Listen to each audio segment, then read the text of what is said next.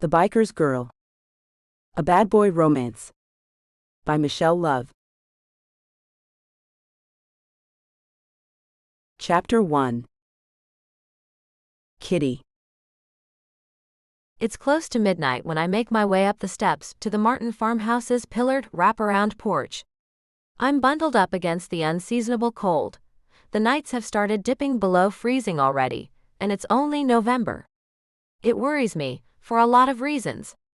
But right now, those worries are far from my mind, and I'm trying not to laugh as I approach the door.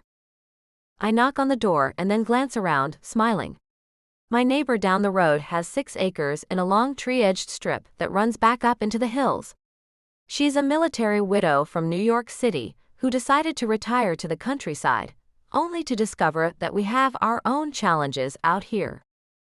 Mrs. Annabeth Martin is the kind of sweet old Christian lady who would give you the clothes off her back if she wasn't worried about modesty.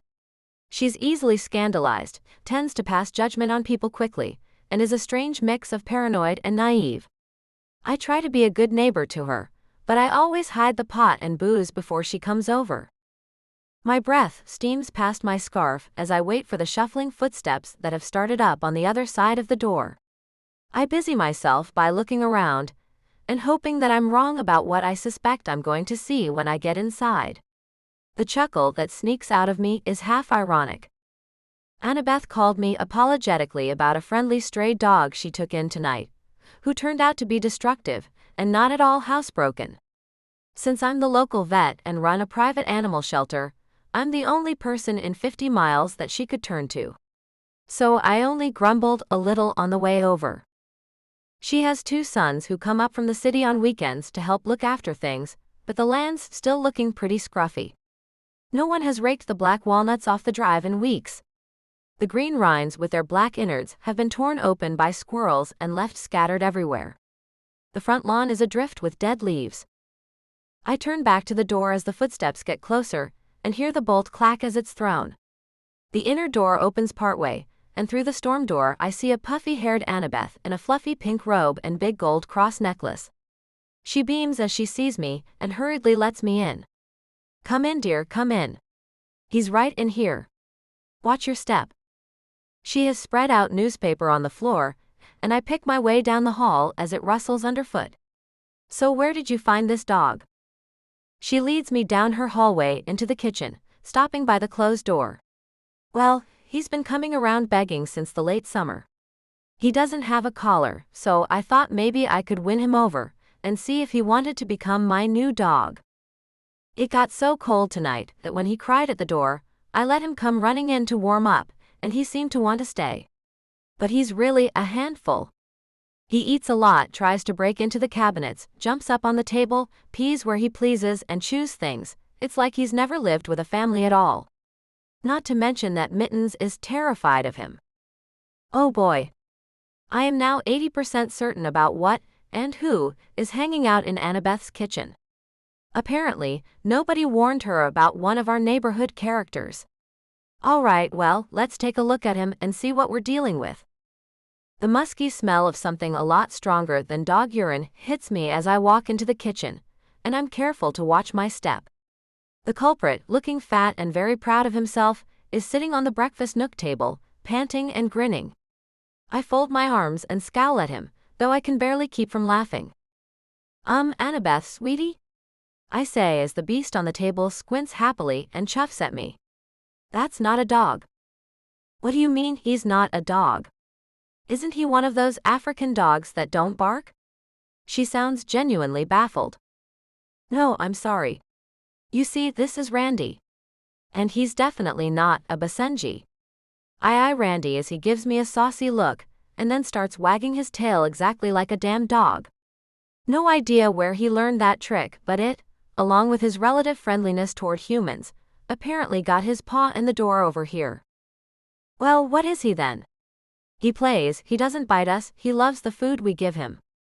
Poor Annabeth is looking at me like I have sprouted another head. I sigh. "Annabeth, I'm gonna suggest that you open the back door and let him out. I'm sure he'd be happy to winter with you and have you feed him. And no, he's not gonna bite you, At least not until he's on the couch and you want him to move or he gets too excited while you're playing. But it's so cold. Will he be okay? I'm dying here. I'm literally leaving my body as we speak. I shoot a glare at Randy and swear he's laughing at me. He'll be fine, I promise. He'll catch up with his pack and they'll winter down in the foothills. My neighbor goes very still. She looks over at him and hesitantly asks, "Pack?" Randy is a coyote, Annabeth.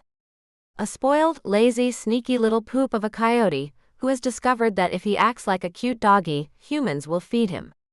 I eye Randy up and down, seeing that he's at least 5 pounds overweight and has a thick, glossy winter pelt. It's a pretty damn good ploy, actually.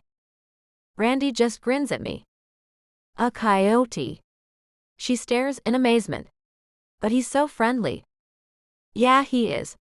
Humans have food and have a huge soft spot for cute and friendly mammals, and he's figured that out. But look, Annabeth, even if he has discovered humans are easy marks, Randy's a wild animal. He will use your entire house as a toilet, and he will eat your cat. Oh no, not Mittens. She covers her mouth with her hands, eyes wide with horror. I nod gravely, satisfied that she'll think twice before taking in any more homeless dogs. Good thing too, because next time, I'll probably come in here to see if her new pet has antlers. Annabeth really is a city girl through and through. I arch an eyebrow at Randy, who chuffs again and wags his tail. Forget it, man, nobody here's buying it anymore. His tail lowers and he yaps at me in irritation, but there's still an edge of smugness to it. Jerk. Cute though.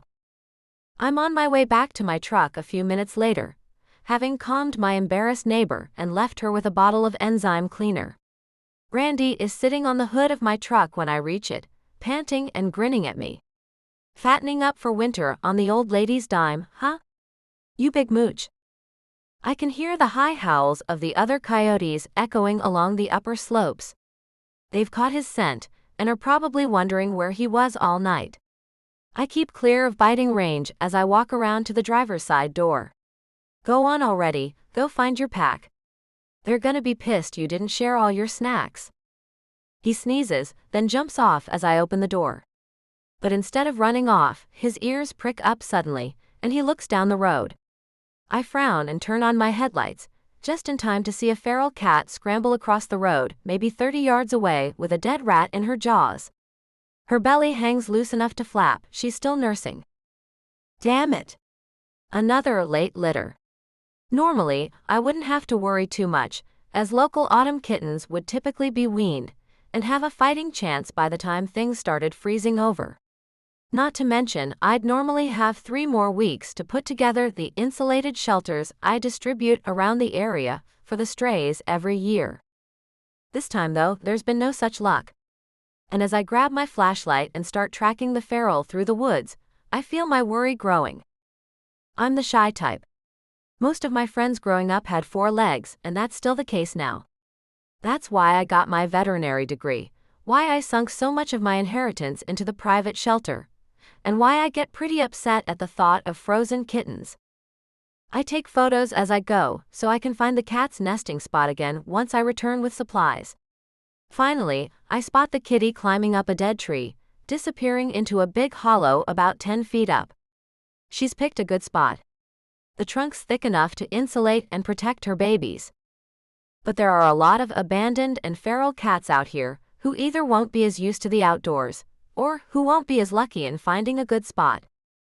Deciding to bring some food and insulating bedding scraps for Queen Kitty tomorrow, I take a photo of the tree and then turn to go home. This is a problem that I am going to need some serious help with it. Finding feral litters, sheltering and feeding those we can't relocate to my shelter, distributing the shelter boxes, and doing it all in under a week. Covering miles of road and over 100 acres. My heart sinks. Normally, I can get all this done with no problem. My work hours are low even with the shelter to run and the veterinary needs of the valley to take care of. But with my normal workload, the upcoming holidays, the kittens and socialized ex-ferals already in the shelter, and with freezing temperatures arriving 3 weeks early, maybe I can hire some emergency help. It's not like I don't have the cash. People around here don't know that I'm working, not because I have to, but because I love what I do. I actually inherited more money than I know what to do with, but I just don't feel right not contributing to my community. Call it my Yankee work ethic. As I'm driving up the road, I see the coyotes flood across the lane behind me, with Randy's fat butt leading the way. Nice to see he's back with his family, but they need to go back up their hillside now. There's another reason to fear for the cats and their kittens. The cold is driving the coyotes downhill too damn soon. Yeah. I have to fix this. My house is just up the road. I only drove my truck because it had a big kennel in the back, and my dog catching gear. But I'm not going home yet. I pass the small stone farmhouse and the sprawling barn beyond it, which houses the clinic and shelter. I drive right past my own driveway, headed for my neighbors down the hill on the other side. The ravens will still be up. They don't roll up their welcome mat until 3. Jake and the guys owe me, and I'm sure they wouldn't say no to making some extra cash. Annabeth would freak out if she knew I was going to the local biker gang and resident pot growers for help. She has this image in her head of what it means to be a biker, and she can't shake the idea that they're all dangerous men instead of the tough but friendly guys they actually are. But they have never caused me problems, and since I'm the one they go to when their dogs get sick or have puppies, we have a pretty good relationship. I hope it's good enough. There's an acre-wide strip of trees acting as a buffer between their land and mine, which is home to a lot of wildlife. Beyond it, their high hedges mask their property from the road, but I can see the glow of the house lights through them now that the branches are bare for winter. My stomach flutters a little as I pull into their gravel driveway and the dusty lot beyond. I hope Jake is home. Big Jake Steele is half the reason I make excuses to come visit. He's the most attractive man I have ever seen in my life.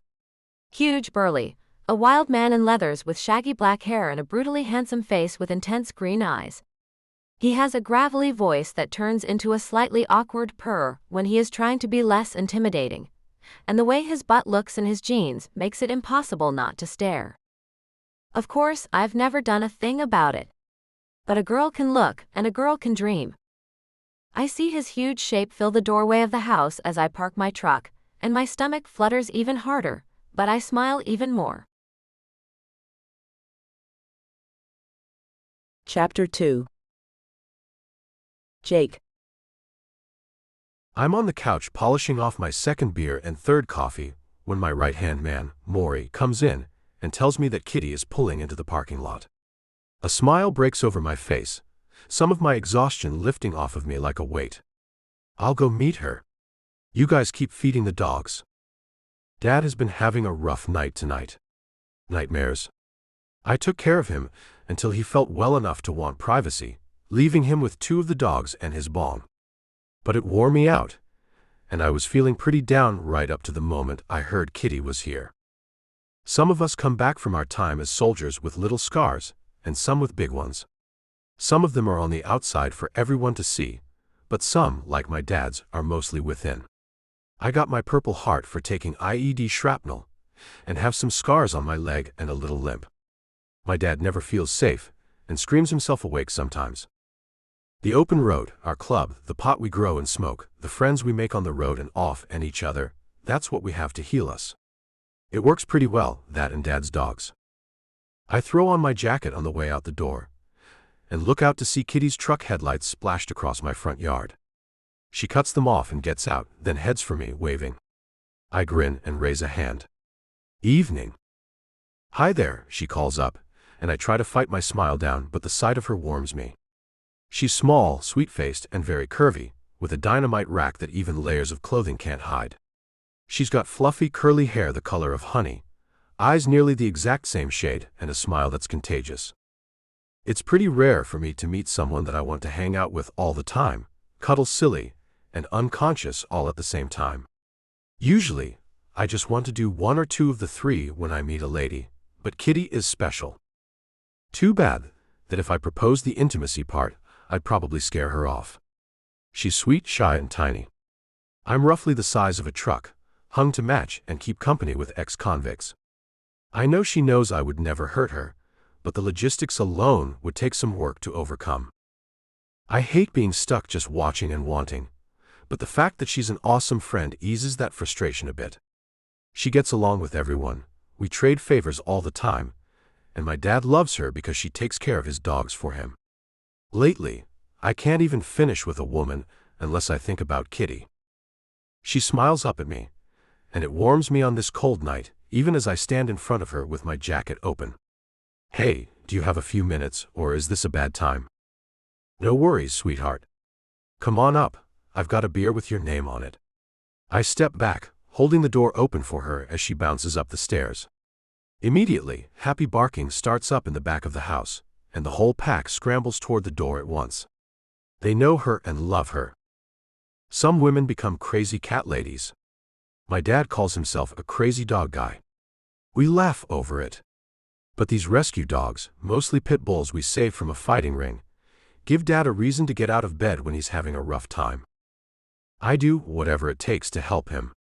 The crash that disabled him and left me in charge of the bike club also made his PTSD worse. So, early last year, when he told me being around dogs helped his mood, we went looking for a puppy for him. Now the compound has 7. 4 brindle and white pits, a Rottie, a husky Tibetan Mastiff mix named Chewbacca, and Laughing Boy, a coyote dog hybrid whose dad Randy keeps visiting the neighborhood. They crowd around us, their tails wagging uncontrollably as I lead Kitty inside. Hi boys. Hi Maggie. Her voice is bright as they press in to get their hugs. I kind of wish I could line up with them and get a hug too. It really is a bunch of guys in this household, even the dogs. The whole crew is a sausage fest except for Maggie Grew, the oldest pit bull and mother to the others. Just sorta worked out that way. Kitty disappears halfway into Chewbacca's russet fur as she hugs him, and he pants happily. Damn, she's adorable. And her nice round butt looks great in those jeans too. Like me, she likes to wind down with a coffee and a beer in each hand on cold nights.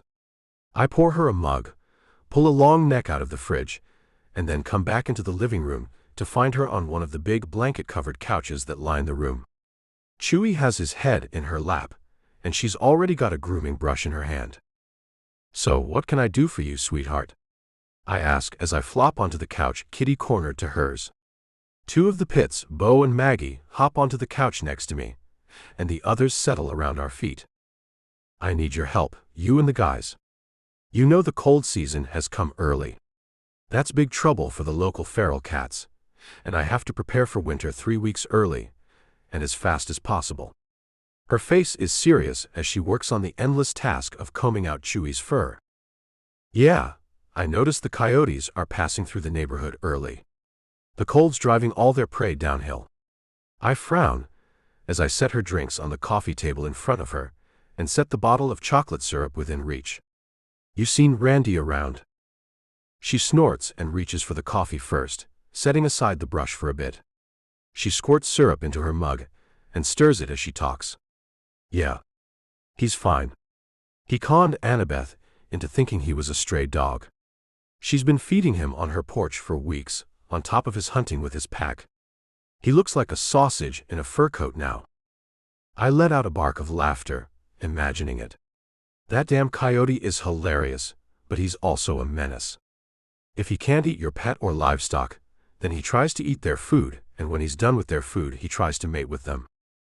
The result is a local coy dog problem that gave the little mischief his name, and led to Kitty offering free spay-neuter procedures for local pets.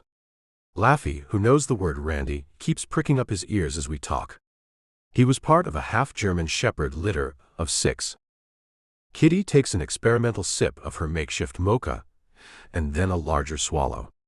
The last few years, even with the spay and release program for the feral cats, we've had at least 10 litters every autumn in the woods around here. A few of the queens will be smart in their choice of nests, and will just need some help with food, but some will need to be completely relocated. I nod, frowning a little. It's a busy time for us. We've just got the autumn pot crop in, and the whole thing is drying under the greenhouse tents. But I know I can't say no to her. Besides, if enough of the boys help out, we can handle the whole mess in a few days. After that, She'll need help socializing with the kittens, which hardly works at all. 10 litters. And you've got room for them? I lift an eyebrow. I don't know how she gets as much done in that shelter as she does. She must have either a pile of money I don't know about, or some kind of magic. She has a website, volunteers, and people doing adoption days for her in cities and towns up and down the coast. And she just expanded her facilities again last year. Oh yeah, unless it's like 10 litters of 12 or something. Then I might have a problem. She gives a little nervous laugh.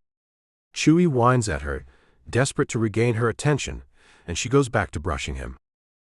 I know I can get some of the guys to help out. We have to have at least 4 of us dealing with the curing process, but that leaves 6 guys to help you out. 7. I heard my dad's voice in the doorway, sounding tired but determined. We look up to see him walking in with his cane, his grizzled face looking calm but focused. Dad and I resemble each other so closely that I pretty much know what I'm going to look like in about 25 years. Little grayer, little jollier. Only the cane gives him any real appearance of being old. So what's going on? He asks, limping over and plopping into his overstuffed chair across from the couch I'm perched on. He has his bong in his grip and loads it from an Altoids tin while he listens to her explanation. Kitten season, she starts and goes back over what she told me. He nods along, then takes a long hit and holds it before passing her the bong. She hesitates before taking a hit. Annabeth would be shocked to see me smoking like this. Annabeth shocks too easily. This would help her plenty with her arthritis. And besides, it's been legal for years now, I say, noticing Dad shoot me a look to tell me to shut up about the old church lady. He's got a soft spot in his head for war widows, and it's not like Annabeth isn't a nice person. But the truth is, she's called the police on us 20 times in just the last year, and all for dumb reasons. Guns we don't own, drugs we don't run, suspicious people, noise complaints about our motorcycles in the middle of the afternoon.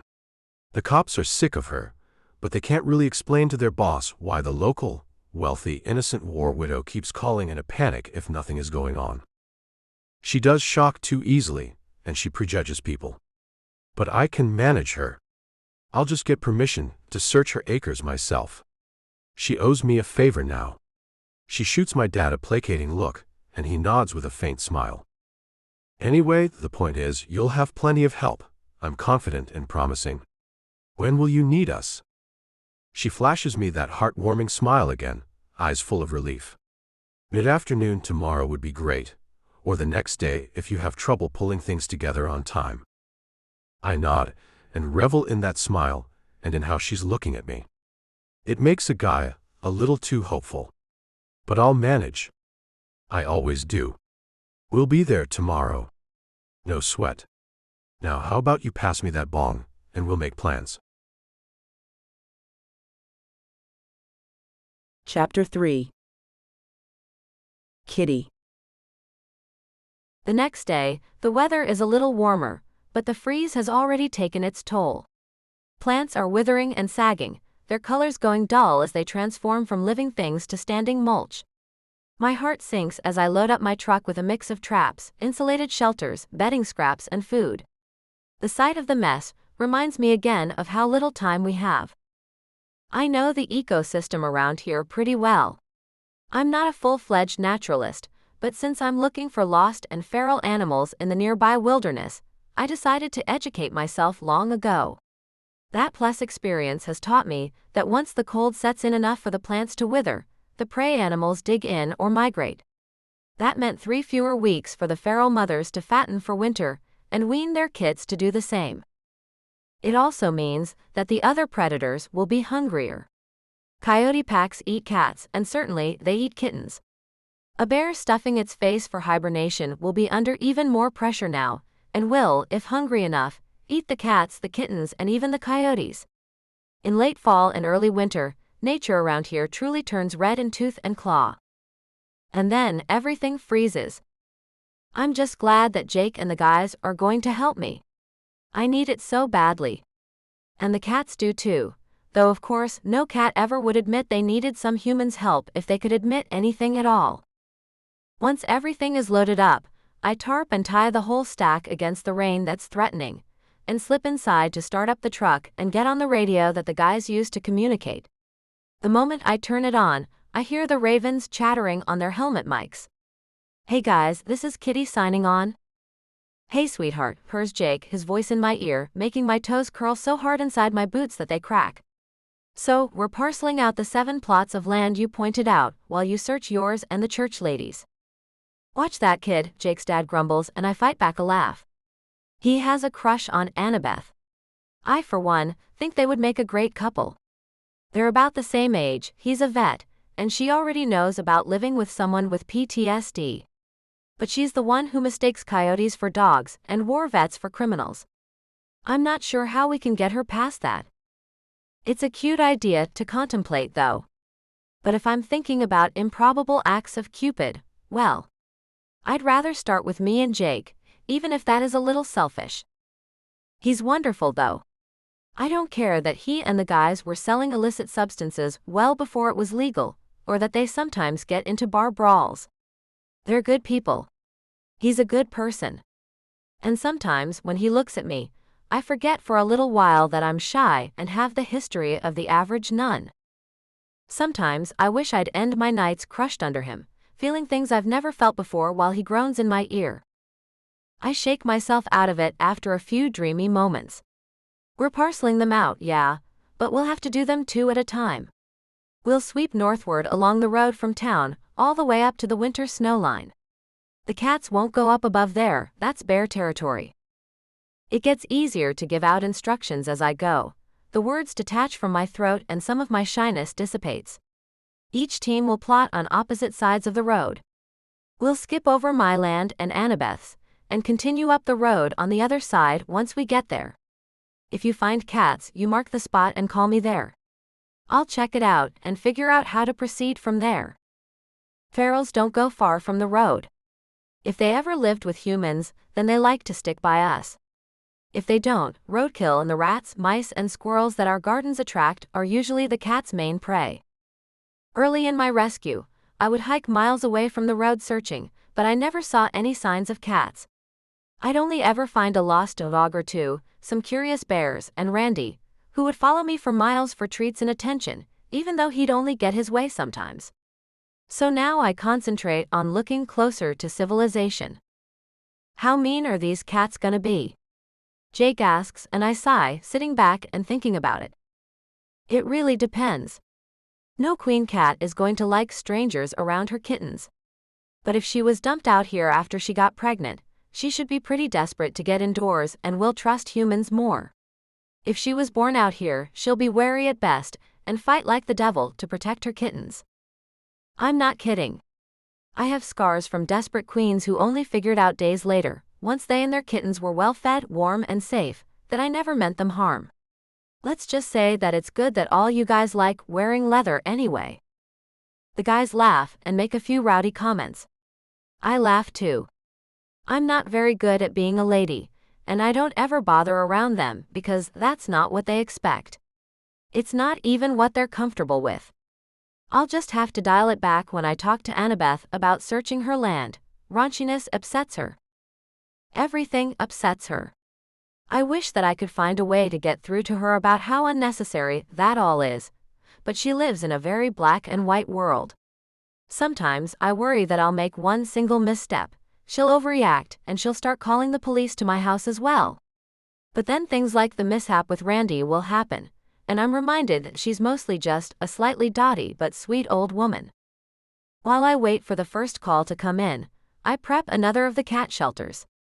They are wooden boxes roughly the size of a plastic tote that I've waterproofed, lined with insulation, and put in smallish, high entrances.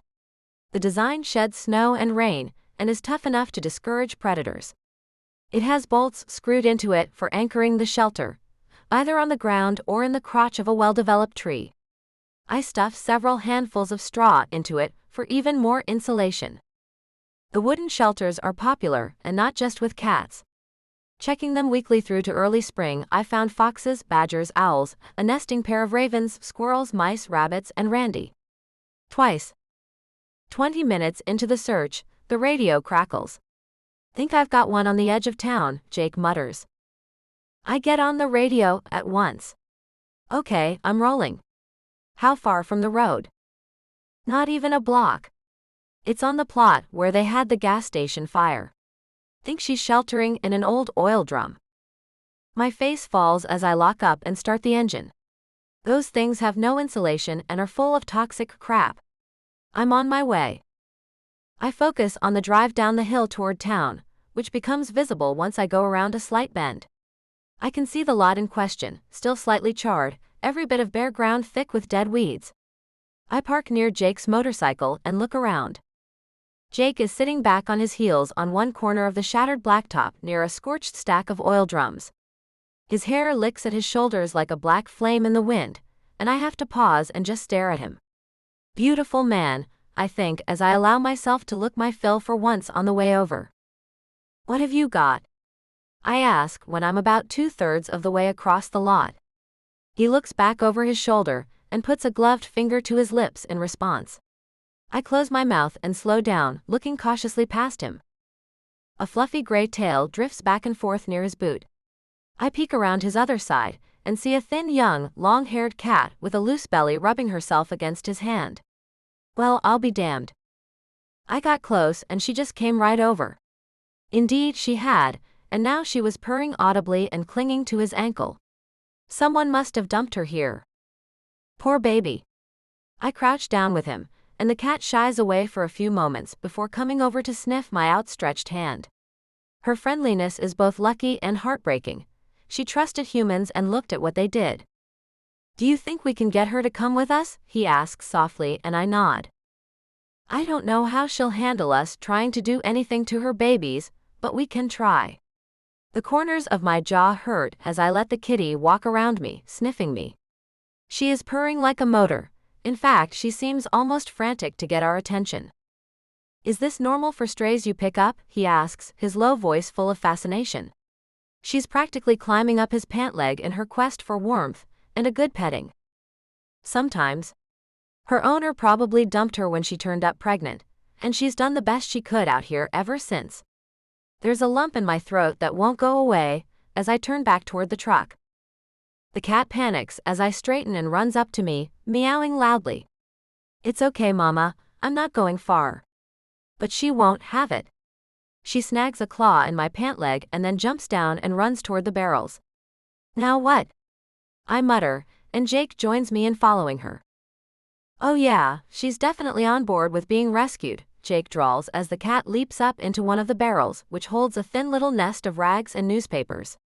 The desperate mewing inside tells me that she's at least managed to keep her babies alive through the first freezes. His shoulders block my view into the barrel, and I have to resist a sudden urge to jump onto his broad back for a closer look. Hey big guy, I can't see through you. I'll count 'em. Hand me your flashlight. He reaches back, and I press it into his huge gloved hand. I wait, trying to ignore how his butt looks up close in his tight jeans and failing in the worst way. He's half bent into the barrel with the queen cat meowing at him nervously, but she doesn't hiss, and I stare at the way the denim molds to his muscular legs. Damn. I need to focus on what I'm doing here. 2, 3, 4, 5. 5 kitties. They were a little bit skinny and shivery, but they were all still alive. You got a carrier big enough for all of them? I smile. Yeah, I brought the big ones along with the other stuff. Do you think we can get the mama cat to cooperate? He half straightens and looks over his shoulder at me, eyes dancing. Are you kidding me? He replies with a smirk as Mama Cat hops out of the barrel with a kitten by the scruff and starts carrying her over to my truck. It's a lucky find, a healthy, docile first litter, even if a little chilled and hungry. None of them particularly like the kennel I bring, as it smells faintly of dog. But once they feel the warm air from the heating pad I slipped in there, Mama starts hauling her kittens into their temporary new digs by the scruff. We watch until everyone's settled, and I sigh, noticing dried blood on some of the bedding. It's a wonder that she didn't draw predators. Maybe the rust and chemical stink of the drums masked the birthing scent. Whatever the case, I barely have time for the chill to start sinking through my gloves before we're strapping the crate into my passenger seat. Mama Cat apparently knows what a car ride is, because she's already yowling in irritation. The kittens start mewing, and I giggle a little as I make sure they're secure. "So, where do you need me?" Jake drawls from behind me. I feel his eyes on me and blink. He's not checking me out, is he? But no, of course not. That's a silly idea. I should tell him to get back to searching. The weather's going to drop below freezing again tonight, and the threatening rain could turn to snow in a day or two. We can't really spare any time. Well, I need to get the babies here settled in one of the isolation rooms and get them and Mama fed and watered. After that, I'll be ready to go out and gather more. But I hesitate. I don't really need his help handling this litter. But if you feel like helping me settle them in, you're welcome. I'll grab some thermoses of coffee for the boys while we're at it. Warmth creeps up my cheeks even as I say it. I'm being selfish and silly, but I want him with me.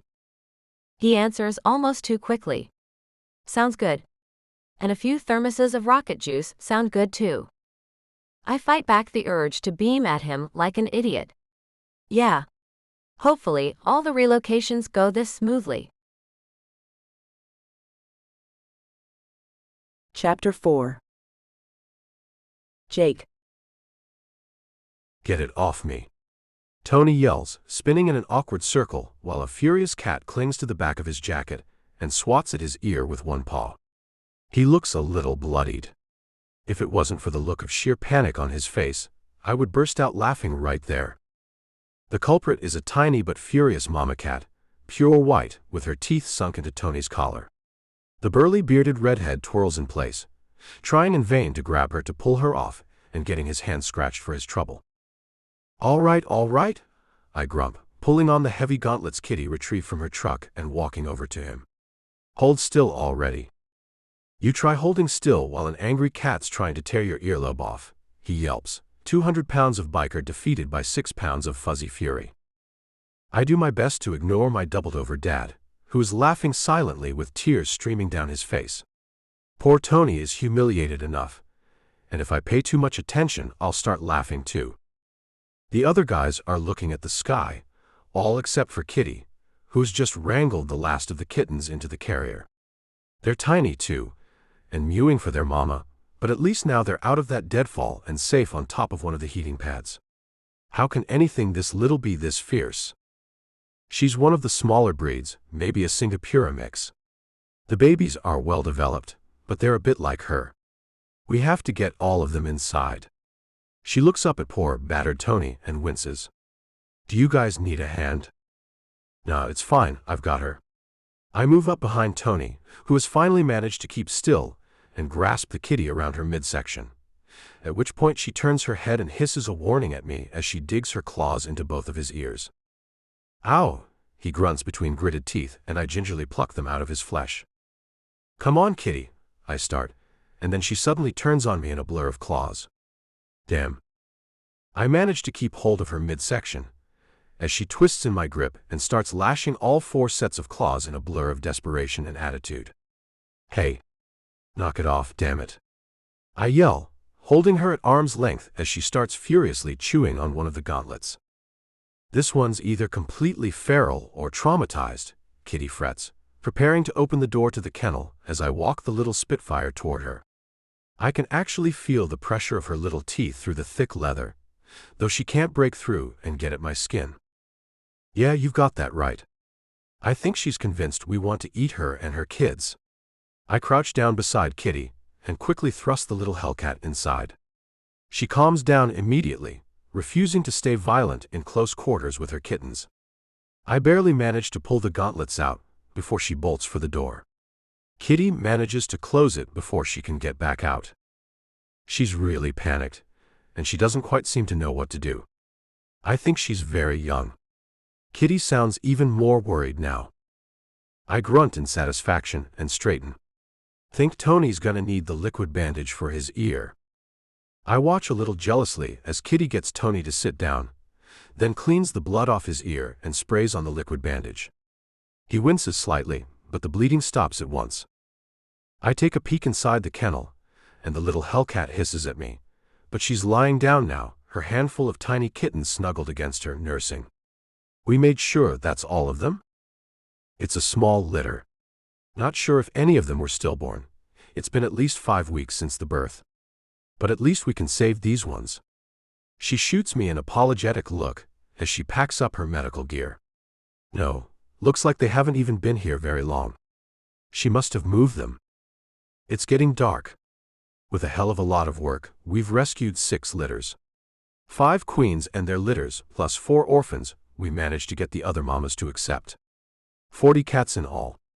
I'm exhausted. The boys are talking Miller time, and everyone's craving pizza and a smoke. We'd better call it for the night, Kitty agrees, though I see the guilt and apprehension on her face. She's so sweet. She's a vet, but even so, she doesn't seem to have fully grasped yet that she can't save them all. I'll put these guys in an isolation room and get them food and water. Then I need a break. I eye her. And then you'll be giving every last one of them a checkup between now and when we go back out again tomorrow afternoon. I let my disapproval creep into my voice, and she blushes and lowers her eyes. I have to at least do the basics before I can make room for more animals tomorrow, she ventures, and I shake my head. Not alone, you don't. And first, let's get you warmed, caffeinated, and filled with some dinner. I give her a pointed look, and she blushes deeper and nods. Okay. You won't be hearing me say you have an easy job anymore, I admit later. My belly's full of meat-topped pizza and Dad's hard cider, and I'm walking into the shelter with Kitty, determined to make sure she doesn't work too hard. The complex is separated into 2 sections, the converted stables in front, where the veterinary clinic is, and the converted barn, now the shelter. The latter is sectioned off into a series of nurseries and isolation rooms, with a grooming center in the back corner. Cats that have already been properly socialized lounge all over the main play area, running up to us and meowing for attention. I give a few a good petting as we make our way toward the first of the isolation rooms. Hey Tank, hey Mikey. I scratch the pair of former tomcats on the belly as I go by. I love socializing with the furballs, especially when they're pretty friendly to begin with. I'm not a cat whisperer like Kitty, so I'm not so great with the nasty ones. Kitty looks in through the transparent door at the first group we saved, and I come up behind her. Gray Mama has devoured all her food and is sleepily nursing in her heated bed. A litter box was used to show this cat's comfort with domestication. She looks up and meows at us, tail drifting calmly. I don't think we'll have any problem finding homes for this mama cat and her babies. They will barely need any socialization at all. Just the health stuff. She moves on to the next isolation room almost at once, using a triage process. Some of the other litters are in a lot worse shape, and they need to be helped first. Oh yeah, she's a sweetheart. Damn shame that some jerk put her out. The next isolation room has Hellcat in it. She hisses angrily at us and lunges at the door as Kitty crouches down. Watch out for that one, though. She's got one hell of a Napoleon complex. You see it in small dogs, too. They get scared by everyone being so huge, so they show a lot of attitude. She points at the big, heated shelter bed, where her tiny litter of 3 is curled up. But now that she's calming down, she's more consistent in taking care of her babies. See how their bellies are all around now. Yeah, guess she could give more milk with clean water and a meal in her belly. Hellcat hisses at us again, but there's less enthusiasm to it. This one's gonna take a lot of patience and love, Kitty. That's okay, I have plenty of both to spare.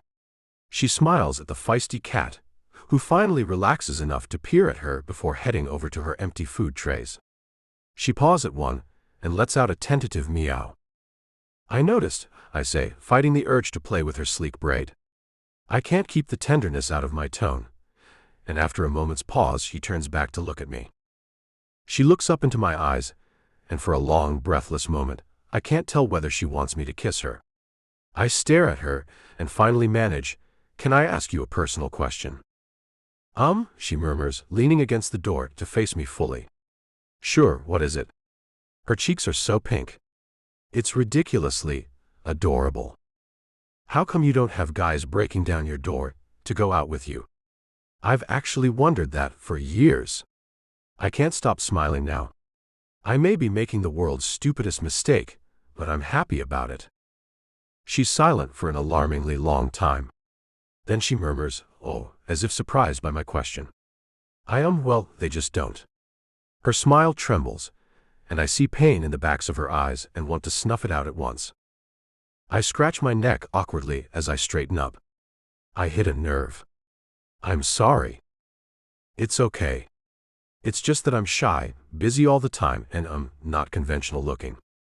She swallows and goes quiet again, and I feel a surge of anger and grief on her behalf as I think about the ugly treatment that must have caused her shyness. But at least she's not outright saying she's not conventionally attractive. No, you're not conventional looking, but I like that. I think you've run into a lot of idiots over the years who think women should only look one way. As in, bony underwear models with artificially big breasts.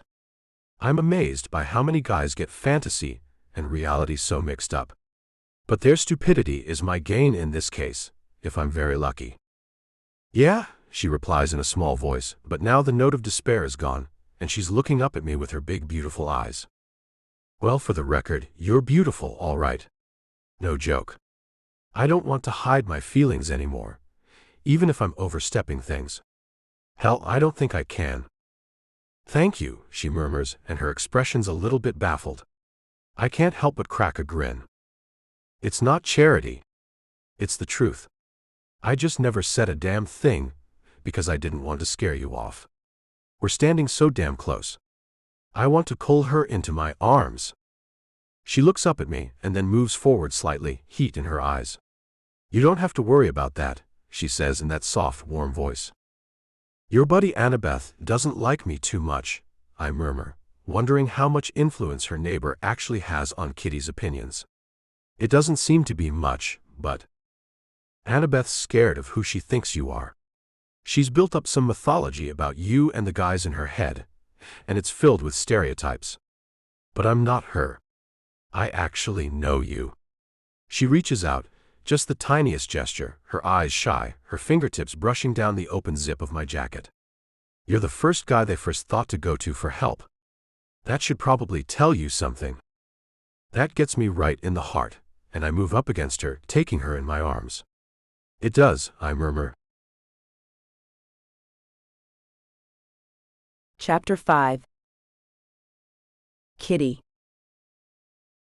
Jake lifts me off my feet a little as he kisses me. As nice as I find that, it's absolutely necessary. He dwarfs me, and when he hugs me tight against him, I'm actually glad I have extra padding. I'm still in shock that he's attracted to me. All this time, I thought he only cared about me, as if I were part of his weird extended family.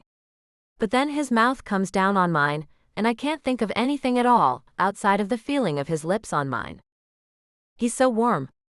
His hard, rippling chest presses against my body, and his fingertips slide over my shoulders and down my back, leaving trails of heat on my skin. His mouth tastes of cider and spices, and he lets out a little contented rumble that curls my toes as I kiss him back. And then the ringer attached to my front doorbell goes off. I freeze. He breaks the kiss, grumbling.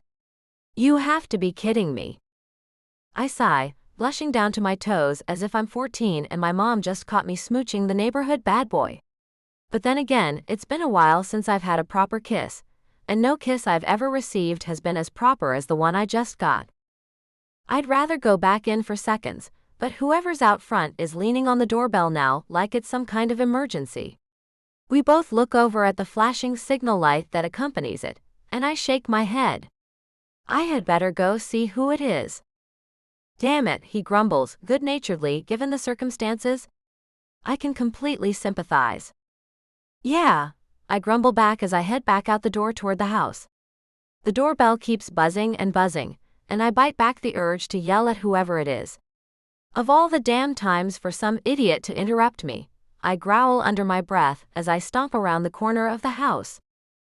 Annabeth is standing there, awkwardly holding her coat closed over her housecoat, her hair in curls and her eyes full of fear.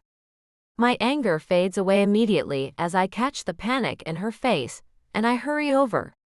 Hey, what is it? Is everything all right? That's what I was going to ask you, she gasps out, looking me over. Those bikers have been coming around your property, and I saw one of their motorcycles parked in your driveway, and just thought. My heart sinks. Damn it. Annabeth, honey, it isn't like that at all. You know how I asked you if I could search your land for kittens tomorrow? She calms slightly. No? Wait. Yes. Yes, you did bring it up, that was a little after lunchtime. Then she blinks at me in confusion. But what does that have to do with those criminals? Did they do anything to you? Are you in trouble? Do you need to come over to my place to hide? Oh, Annabeth? I want to hug her tight and beat her with a pool noodle at the same time. Idiot. Lovable idiot. No, honey, no. Just look. I needed help. A lot of help, fast. Jake and his men owe me because I take care of their dogs, and so I asked them. Annabeth blinks at me slowly, and for a moment, I think that it's all going to sink in. They were helping you rescue kittens? 5 mama cats and 45 kittens. You can come by tomorrow morning and see them for yourself, once I've had a chance to give them all the checkups. If you have room in your home for a coyote, well, you keep telling me Mittens wants someone to play with. Her eyes light up, and I feel another tentative bit of hope. Well, I would like to see the kitties. But not while those bikers are around. I really don't know about using them as volunteers, sweetie. I never liked that you go over there so much. They're dangerous people. Annabeth, look, I know that your heart is in the right place. I start beseechingly because I'm tired of this and want to go back to Jake's arms. It was a good day, even if we didn't rescue all the cats out there. That kiss made it so much better, and in its wake Annabeth's disapproval stings. But what? She snaps. Her eyes seem fixed on my mouth suddenly. If you're about to patronize me, don't. I think you know me a little better than that, I sigh, and her defensive look softens. Well, what is it then? She's staring at my mouth. I'm certain of it, and her scrutiny makes me squirm inside. I calm myself by counting to 10 before answering. Have you ever even had a conversation with any of them? Jake's father Spike is a vet and very? Of course, I haven't spoken to any of them, Annabeth cuts in quickly. They're too dangerous for a woman to be around on her own. That's the whole reason I'm so worried about you right now. I rub my face, too aware of the chill and the way my lips still tingle, sensitized by the touch of Jake's mouth. Look, even if you don't trust them, you can trust me. Have I ever steered you wrong? She puts her chubby little hands on her hips, and I suddenly realize that I'm in for more of a lecture than I expected. Well, you know, normally I would trust you. But this time, it's pretty clear your judgment is off, sweetie. My heart starts beating faster, part from worry about what she's going to do, and part from fighting the urge to just smack her silly. All those pointless, unprovoked phone calls to the police, and now she's acting like something's wrong with me too. What do you mean? Your lipstick's smeared and you've been alone in the barn with that gang leader. What is this? Are you completely crazy? The man is a criminal. She even flaps her arms a little for emphasis. That's when I reach my limit. I'm not normally an aggressive person, especially with Annabeth, but the tide of anger that rises up inside of me feels like a volcano about to blow. Annabeth, stop making stuff up and believing it's true. The man's got nothing on his record more serious than blowing through a stop sign, and you can check that for yourself. She huffs at me angrily, her eyes flashing. You just think this big Jake is cute, so you want to cover for him. I don't have to cover for him. I have a barn full of rescue kittens that says he's not what you think he is. I actually raise my voice a little. And the ravens go out of their way not to disturb you, even though you've used the police to harass them for years. In fact, if Jake's dad didn't think you're cute, Jake probably would have told you where to shove it by now. She pauses, blinking, and her hands slip off her hips in her surprise. Spike still thinks I'm CU. Oh, never mind that. I'm worried about you, kitty. Those men may be nice to you now, but they're only waiting for you to let your guard down. They've been waiting for years? To do what? Annabeth, please. I'm cold, and I have a lot of work to do on those cats. Can't you just, I break off. I'm so tired of this. Oh, don't talk to me about your responsibilities, you ridiculous girl. You know that's not why you're so eager to get back to what you were doing. As soon as you disappear back into the barn with that gang's leader, he'll be kissing off the rest of your makeup. I just know it. I freeze, staring at her. Uh-oh. For once, her crazy theory is actually half right, which will probably make her feel even more justified. Okay, that's it. I'm going to have to ask you to get off my property and go home. Her jaw drops. She seems oblivious to just how far out of line she's being, so blinded by her good intentions that she's not looking at the effects her actions have on others. We stare at each other, with me fighting the regret welling up inside of me. Finally, she turns on her heel and hobbles away, not looking back once as she heads up toward the road. I watch her until she disappears into the gloom, and shake my head, my heart in my shoes. I feel like I've just lost Annabeth as a friend, but that isn't the worst of it. I know this isn't the end of this, and I'm suddenly very, very worried about what she might be planning. Chapter 6. Jake. After that kiss, even the crap with Annabeth can't kill my mood, or ruin what's blooming between me and sweet Kitty. We've brought in every litter we could find over the last couple of weeks. Now we're dealing with the long process of checking, grooming, immunizing, feeding and socializing a grand total of 78 kittens, 9 mama cats and 1 injured Tom. But I don't mind one bit of the extra work, as long as I can spend time with her. I have to take it slow with this little lady, which is excruciating but delicious all at once. It's not enough that she has a crush on me and wants to sleep with me because she thinks it's what I expect. I want her to want it so much that I can coax her past some of her shyness. We steal kisses while we work in the shelter, while the boys' dad and I help her get her Christmas lights up, and every night before we both bed down. Every time we go a little further, like teens testing the waters with each other, bit by sneaky bit. We hide it from the ravens, we hide it from the other volunteers that come in from town to feed and tend to the kittens, and we're even careful in private because Annabeth has gotten even nosier.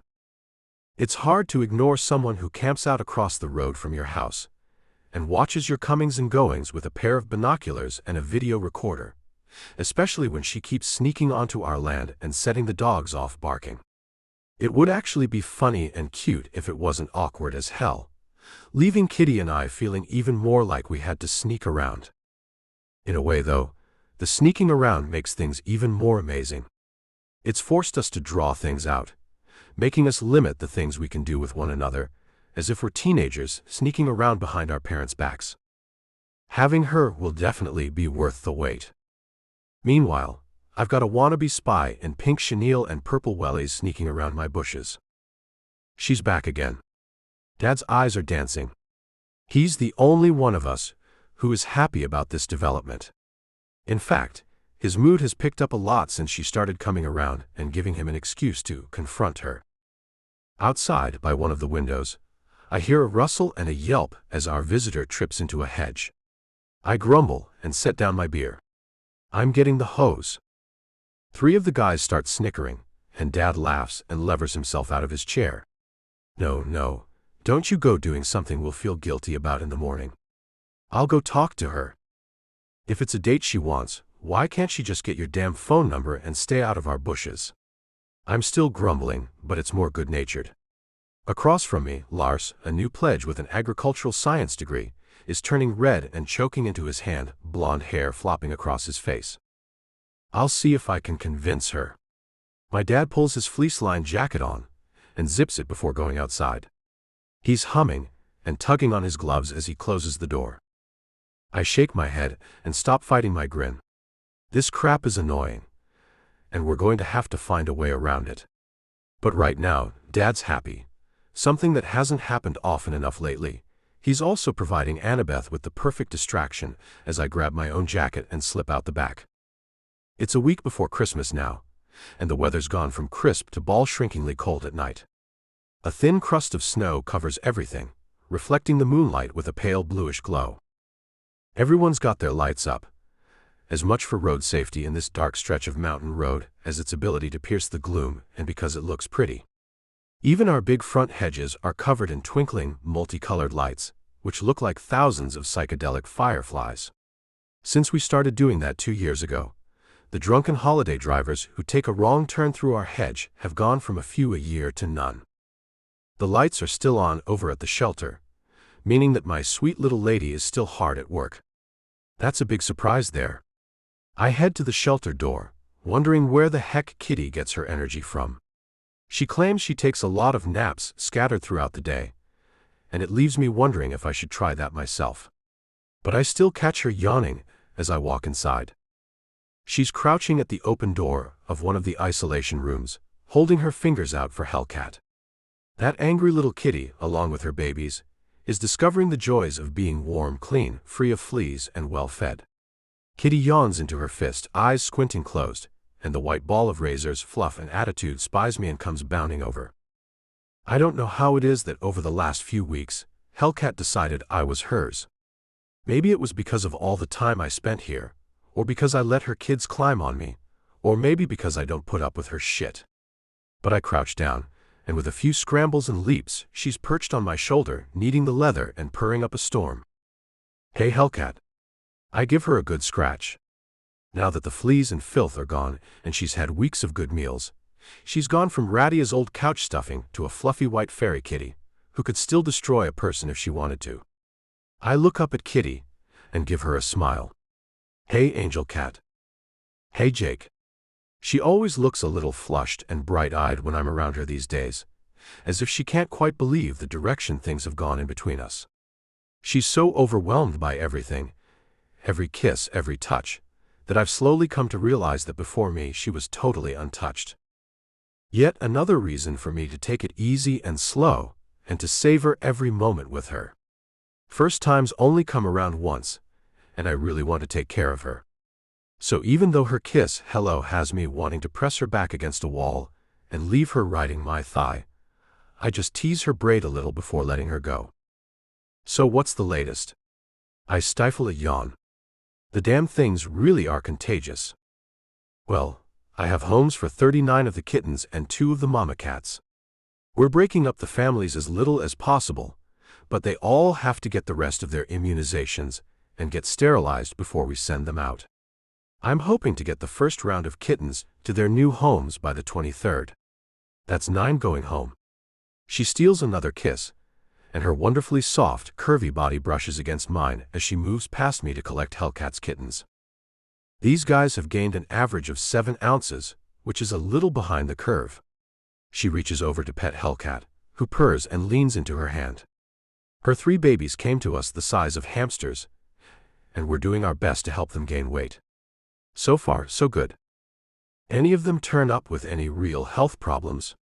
The yearling tomcat, a skinny black thing who had stuck by his mother, had a badly healed back leg that Kitty had been forced to correct with surgery. He is hobbling around on a cast now, and is already a pound heavier.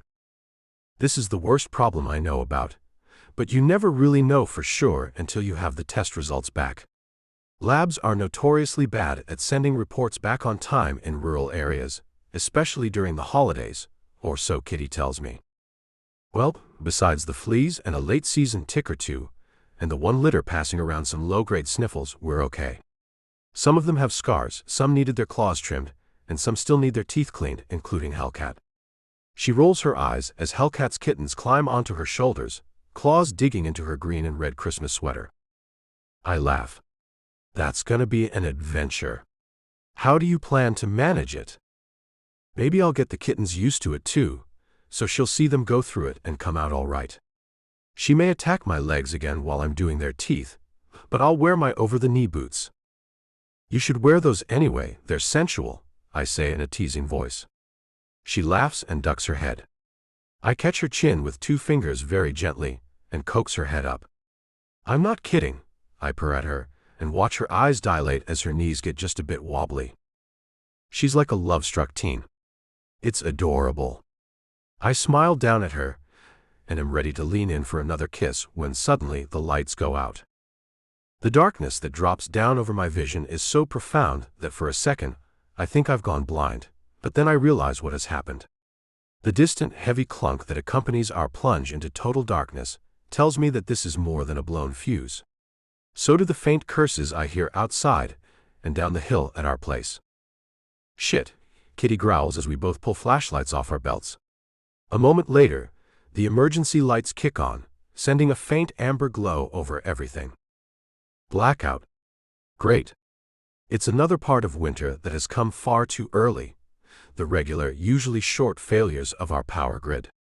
I put a hand on her shoulder to help her steady herself. What heating system is this building on? Natural gas hydronics, both in floor and through radiators. The gas isn't interrupted, so we'll have heat as long as we can run the thermostat. The problem is electricity, lights, thermostats, computers, phone charging, and most of my lab equipment run on building power. She takes several steadying breaths. What about your generators? The ones for the shelter are new, though I have to check their fuel levels. But the generators for the main house are both offline.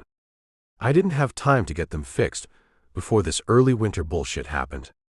Not on top of everything else. She can't keep the frustration out of her voice. Okay, look. You keep getting the cats sorted out as best you can. I'll go kick on the generators for in here and check your fuel levels, then go over to the main house and start bringing us back some food and bedding. We can sleep in here tonight, keep the cats company. She blinks at me several times, then says haltingly, That sounds good, Jake. I don't understand why she's staring at me wide-eyed, until we bundle Hellcat and her boys into their room, and I am on my way out the door. As I step out into the cold night again, it suddenly hits me. I just told her that I'm staying the night with her. And she just agreed. Crap. I walk around toward the generator shed with a big smile on my face, not feeling the cold at all. Chapter 7. Kitty. It shouldn't come as a surprise to me at this point, but Jake sure knows how to take charge. 3 minutes after he walks out, I hear the rumble of the generators starting up, and suddenly the lights flicker back on. I smile, my heart still pounding a little over what I just agreed to so easily. He's staying the night. And apparently, he wants to stay the night in relative comfort. I'm shocked when Jake's idea of bringing some bedding back starts with an entire guest room mattress coming through the shelter door, with Jake grunting and shoving at the far end. I run forward to help, and we pull it through onto the heated concrete floor between the isolation rooms. The free-range cats are meowing at us and milling around the room, unused to the lights going out so early. They are just as confused as I am. But when Jake sighed and straightened, turning to face me, I saw his exasperated expression and knew he had some news. What is it? I ask him as he frowns and glances back at the door. Well, I've got some bad news.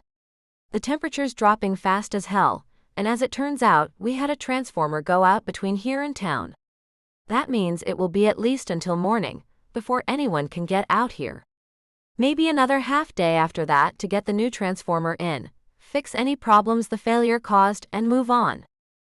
Now, I can run you some fuel from our stockpile if you need some for the generators, but we'll still have to stretch it.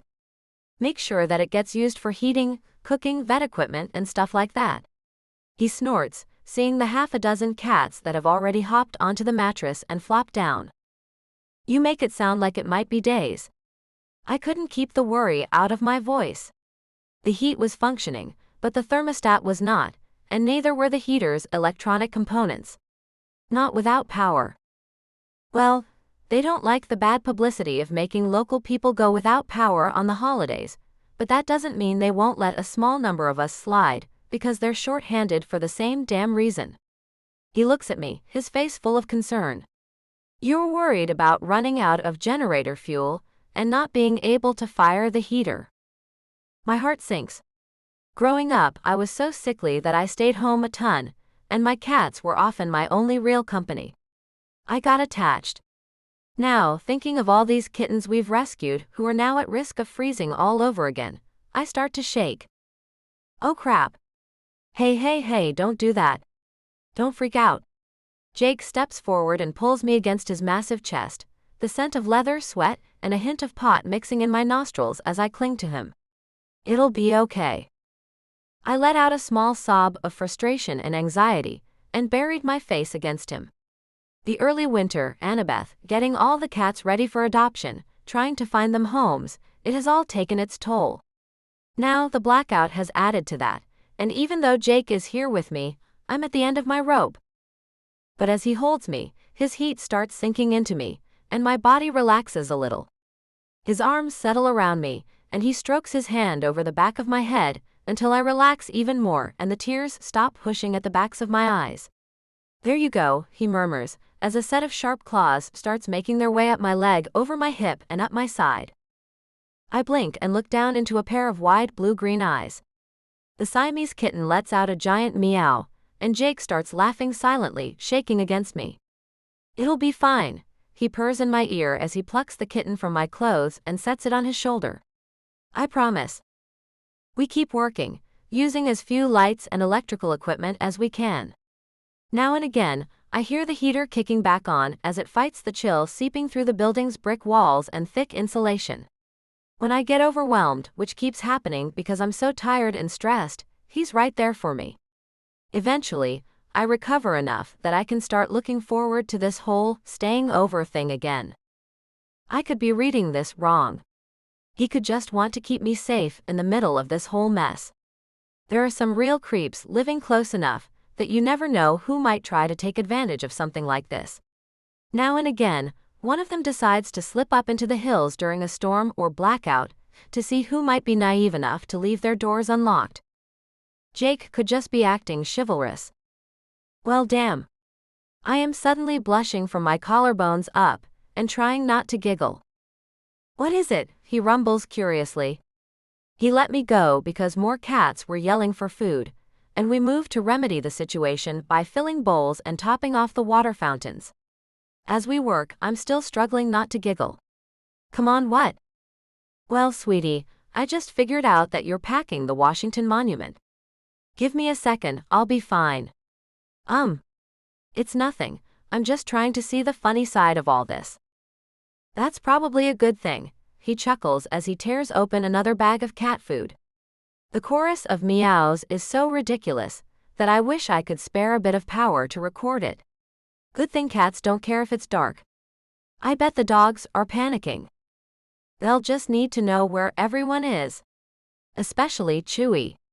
I can't hear his booming barks from over here though, so I suspect Spike's taking care of him. Then I hesitate.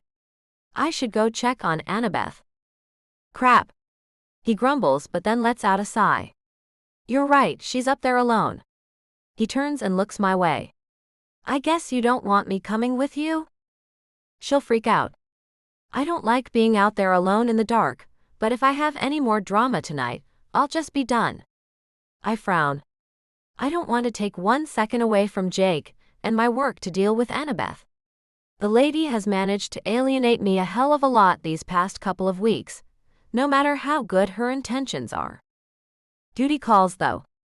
I've always been a good neighbor, even when Annabeth doesn't deserve it with her annoying but well-intentioned snooping. Okay. But while you're over there, could you ask her to stay out of my bushes? Dad likes it, but they need to go on a real date instead of that. You know? He nuzzles a kiss into the top of my head. I chuckle a little as I bundle up and grab my big flashlight. One lingering kiss later, and I reluctantly walk out into the cold. The whole area looks eerie with no lights on. Now and again, the slice of winding highway downhill lights up through the pines with brief flashes as a set of headlights races past. There are generators humming away in the gloom up and down the hill, and as I step out into the road to get a better view, I see that Jake's place and Annabeth's both have faint lights in their windows. I smile with relief. She must be fine. But I know I should still check on her, so I start trudging up the hill, carefully hugging the shoulder of the road. A sharp bark catches my attention, and my head snaps around. I see the faint pale shape of a fat coyote standing on the other side of the road, right before the blind curve just beyond Annabeth's house. "Oh hey Randy," I start before being cut off by the rising rumble of a motor as a dark shape raced toward me, blocking the coyote from sight. Damn. I throw myself into the woods just in time. A speeding SUV with its lights off roars past me just inches from my legs. The hot wind from the machine throws me off balance and sprays bits of dead leaves and road grit into my face. I grab a tree and hang on, panting in shock as the drunk driver goes weaving down the road, brake lights never even flickering. Oh my, I almost died. If Randy hadn't gotten my attention, but I can't even finish that thought before I start sobbing. A little while later, I hear heavy booted footsteps approach. They stop near my flashlight, which lies a few feet away from my shivering, balled-up form. A gloved hand picks it up and flashes it around.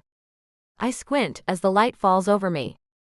I know it's Jake by his scent as he stows the flashlight and scoops me into his arms. I cling to him and just let him carry me back to the shelter, my chest hitching and my cheeks cold from tears. It takes me a long time to recover, and by the time I do, he has my coat, vest, and boots off, and he's cuddling with me in the nest of comforters and pillows he's piled onto the mattress. He kicks off his boots as he cradles me, sighing into my hair. "You okay?" he asks finally. "Did you fall?" "No," I mumble as I tuck my head under his chin. There was a drunk guy driving with his headlights off outside in this mess, and he almost hit me.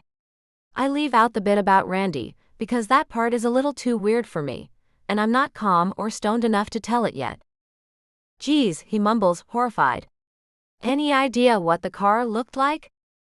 Black SUV, no lights, barely touched his brakes. No idea who it was, but I doubt they're actually from around here. I hope, anyway. If I ever actually caught whoever drove that vehicle, I would probably kick his ass. Jake, despite being gentle with me, radiates protective anger right now, and I know he would be perfectly willing to back me up when it came time for that ass kicking.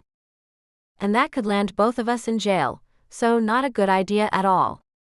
Maybe if I ever find the bastard, I'll just sue him silly.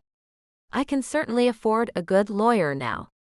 And anyone who drives a new SUV with no lights down a mountain road has to be rich enough that replacing it wouldn't be a burden, so I don't feel at all bad about the idea. "I'll have my guys go looking for that damn idiot in town tomorrow," he growls, and I feel a strange mix of flattery, shock, worry, and horniness. "Jake, wait.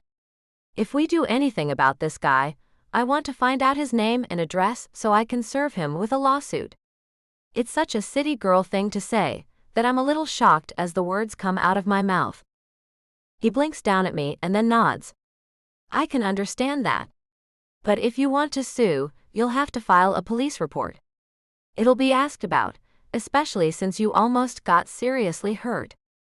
He's petting my hair slowly, meditatively, and then he's slipping the band off my braid and gently undoing it. A tingle shoots down from my scalp and all the way to my toes. I let out a low gasp. "I'll deal with that in the morning," I mumble. The tingling settles in my breast, and I feel them tighten into points, growing maddeningly sensitive in seconds. My knees clench together, and the tight press of denim against my lower abdomen makes things even worse. I don't know how Jake manages it, but the safety I feel in the circle of his arms is the perfect antidote to my crazy brush with death, and all the adrenaline it's shot into my system. That terrible moment, when I was almost crushed to death by the SUV, is fading into the back of my head like a quickly receding nightmare. I lay my cheek against his chest, and hear the soft thunder of his heart in my ear.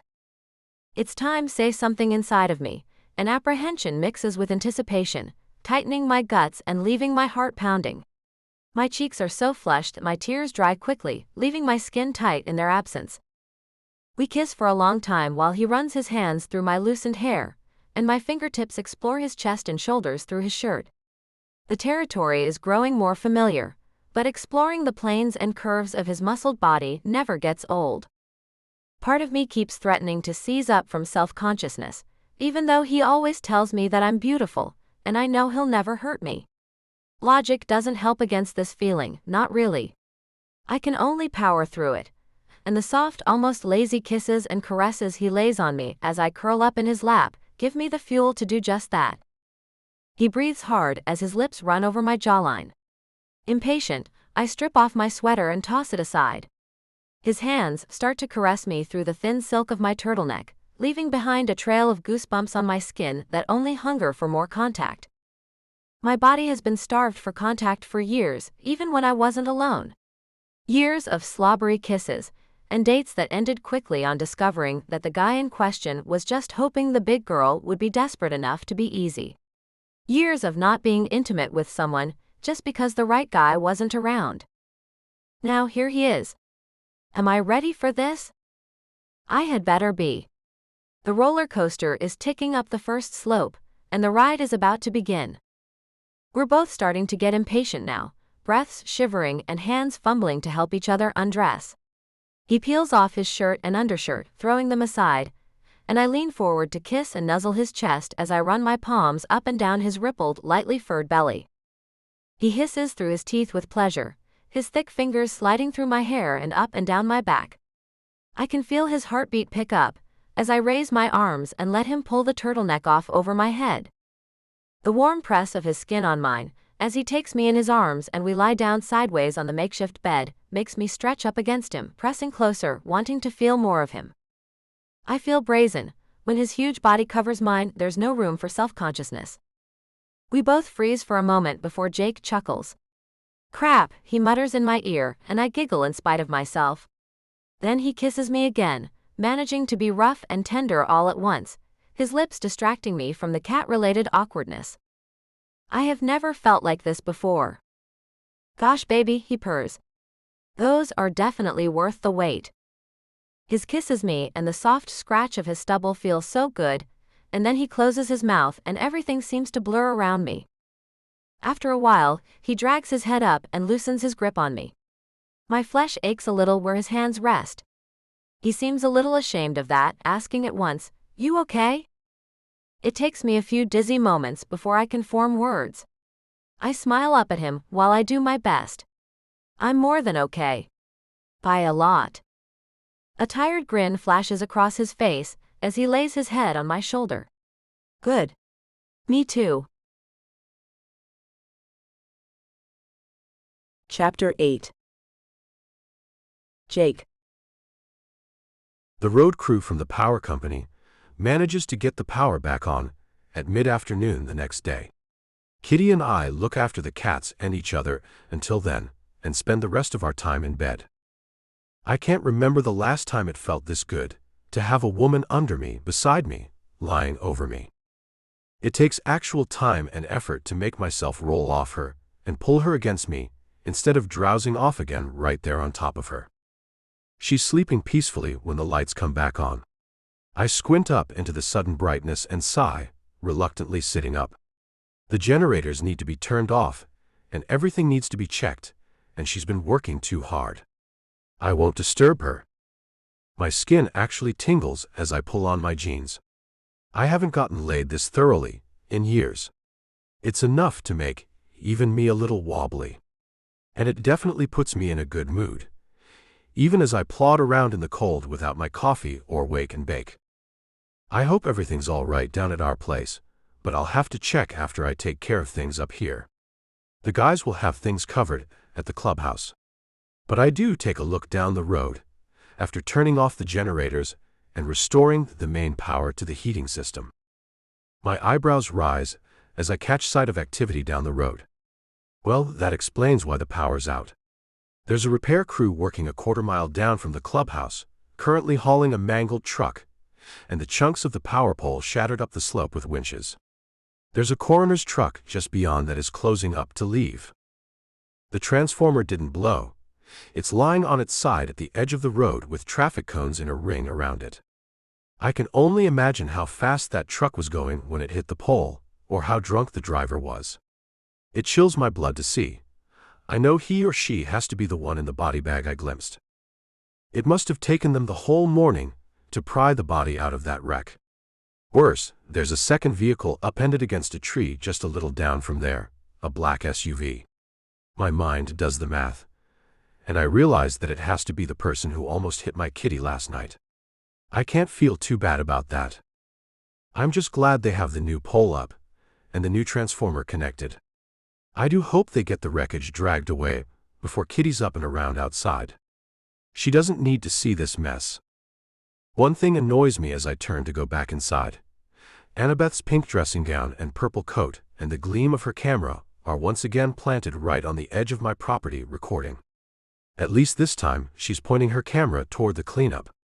But I'm sure that in her head, we're somehow responsible for both the drunks and the blackout.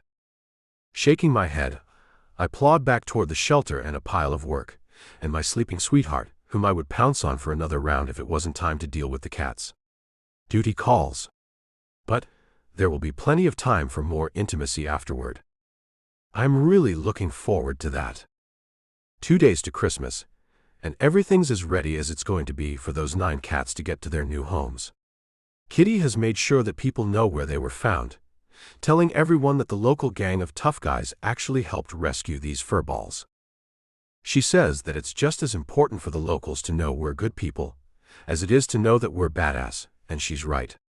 It's not like we're defending turf in the big city, and our cash crop's legal and licensed now.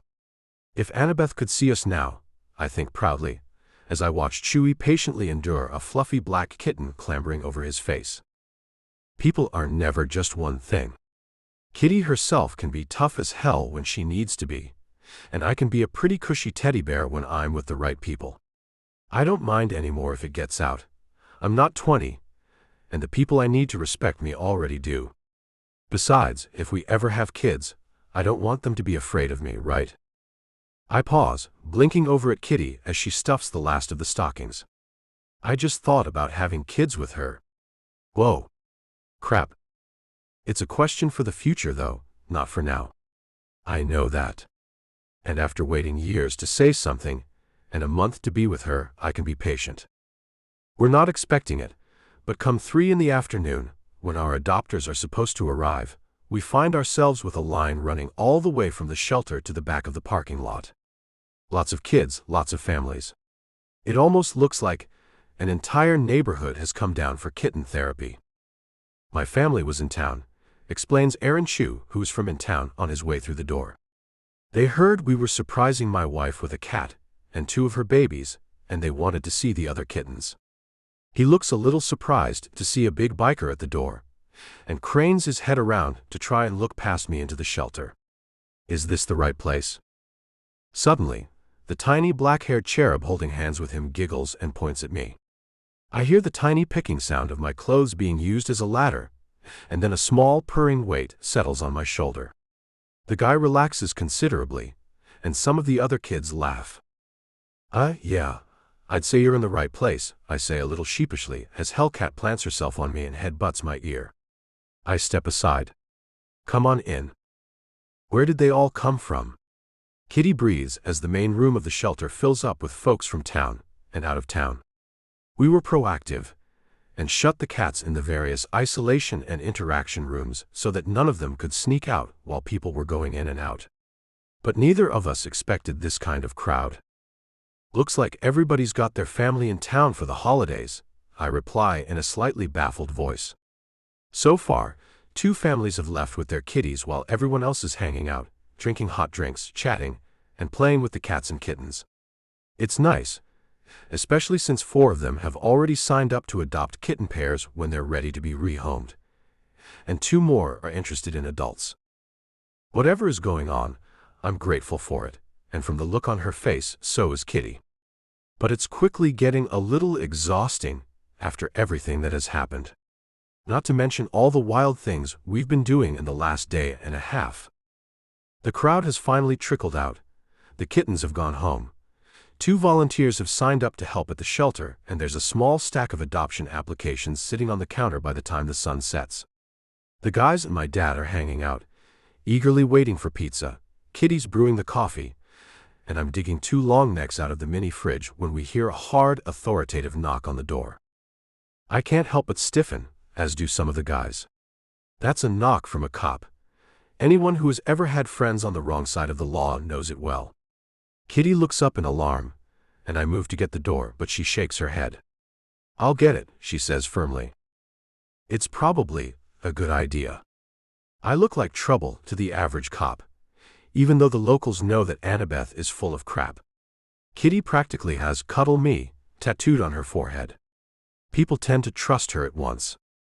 She hurries over to the door and opens it, and two hulking uniformed cops look in past her with awkward but curious expressions.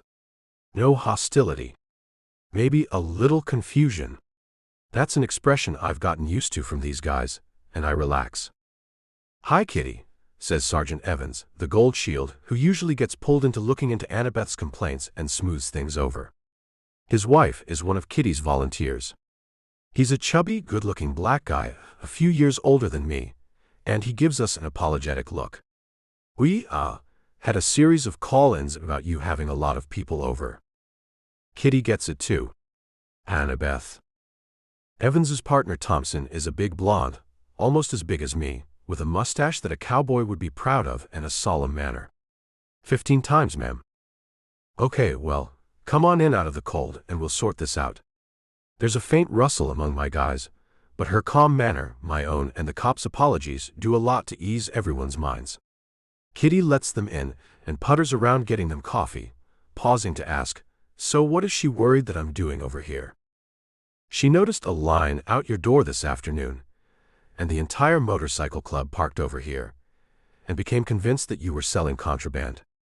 Her exact word was illicit substances, but I know you all don't mess with anything outside your legal grow.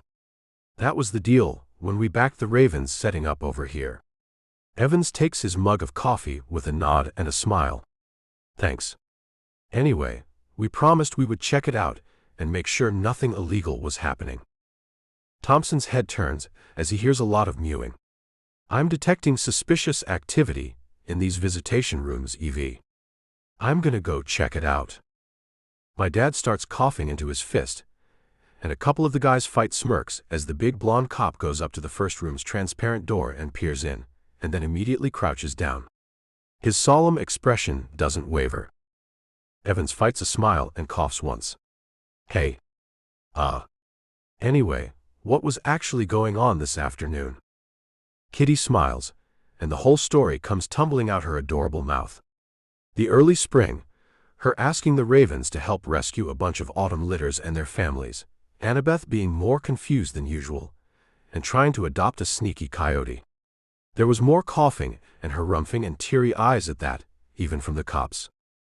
She goes on about how we're trying to get all the cats homes before winter is over, and that the first bunch got sent home today. The adopting families had their extended families, friends, and neighbors around for the holidays, so 43 people had come through the shelter doors.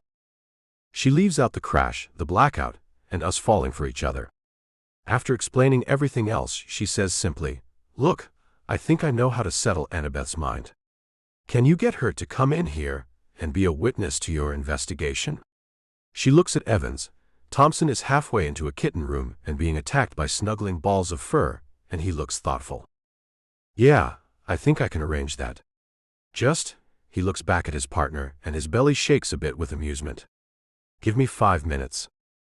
"What have you got in mind, baby?" I ask as Kitty walks back toward the kitten rooms. "Well, everyone's past quarantine and is immunized, and the big crowd's gone except for you guys, who know to shut the outer door."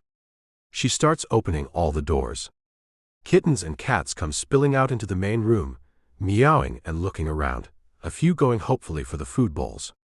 "You good in there, Sergeant?" she asks Thompson, who is now seated on the floor in one room's doorway with a pair of stripy kittens on his lap. "We're A-okay," comes the solemn reply, accompanied by mewing. "This is the cutest thing I've ever seen," Dad chuckles, his eyes dancing. Hellcat is investigating his lap, tired of my shoulder from all my walking around. "Give it 5 minutes," Kitty replies cheerily as she tops up the fountains and food bowls. It's not even 3 minutes when we hear a pair of familiar voices approaching the door outside. "No, it's not dangerous. There are no violent offenders in that building, ma'am. I've checked the Ravens' records myself." "You mean?" Kitty was telling the truth about that. Annabeth sounds incredulous. "Yes, ma'am." Kitty moves over to me, and slips my hand into hers. It's a first in front of the family, and my dad glances our way, but his smile just widens a little before he looks back to the door. Well, I know something illegal has to be going on, and I'm coming in with you with my camera to capture this for posterity. Kitty's such a nice girl. They must be manipulating her, or forcing her somehow, but they're using their land for something unspeakable. More choking and snorting, I press my lips together against laughter. The doorknob turns, and we all do our best to calm down. Well, ma'am, I will tell you that the folks you saw coming here to pick up are pretty popular. Might even be a little addictive. But I wouldn't call it illegal or dangerous. Unless you're canary. Evans pushes open the door and lets Annabeth in. She's still chattering as she comes through the door, camera plastered to her determined little face as she aims it around accusingly at everything in sight. I have no idea what you're talking about. Kitty said that she had a lot of kittens to take care of and needed the ravens for help, but how many kittens could she possibly be? Her camera sweeps across the floor and takes in dozens of furry, upturned faces. Oh my! Her voice breaks into a squeak, like an overexcited kid's. Oh my, there are so many babies. I laugh and squeeze Kitty's hand as I look down at her. We're both relaxing as we watch Annabeth confront the most adorable cluebat to ever exist. She's already on the floor, the camera still running, while trying to coax a few onto her lap with her free hand. Oh my goodness. Annabeth's still squeaking, as Kitty's shoulders start to shake with suppressed laughter from watching her reaction. Oh my goodness, I've never been so glad to be wrong in my life. So glad she figured that out, Kitty says quietly, and I kiss the top of her head. People are going to start noticing that we're together, but I'm okay with that too. If Annabeth's no longer freaking out, the pressure to sneak around is gone. It's a nice Christmas present. Not as nice as being with Kitty in the first place, but people can get 2 gifts in one season and appreciate them both. Thompson reappears with a pair of stripy orange brothers in his hands, one seated in each palm with room to spare. Yes, ma'am. I think we're just glad to clear the air a little, so everyone around here can have a quiet holiday. Evans eyes him. You know, I was the one who went back out in the cold and negotiated this while you were off duty playing with kittens. I was on duty, Thompson replies placidly. Nearby, Dad's approaching the weepy-eyed Annabeth with a box of tissues and a jingly ball. Well, he doesn't waste any time. I smile, glad he's taken his odd courtship out of my damn bushes. Evans drains his coffee. How do you figure? Dad duty, the big blonde rumbles. I told Kara that if she turned in every homework assignment for 6 months, we could revisit the whole getting a kitten idea. She did it and brought up her math mark a whole grade. Evan's eyebrows go up and he nods. Kitty smiles up at the big cop. So 2 kittens then. A deal's a deal, comes the solemn reply. I chuckle and shake my head, glancing over at Dad to check his progress with Annabeth.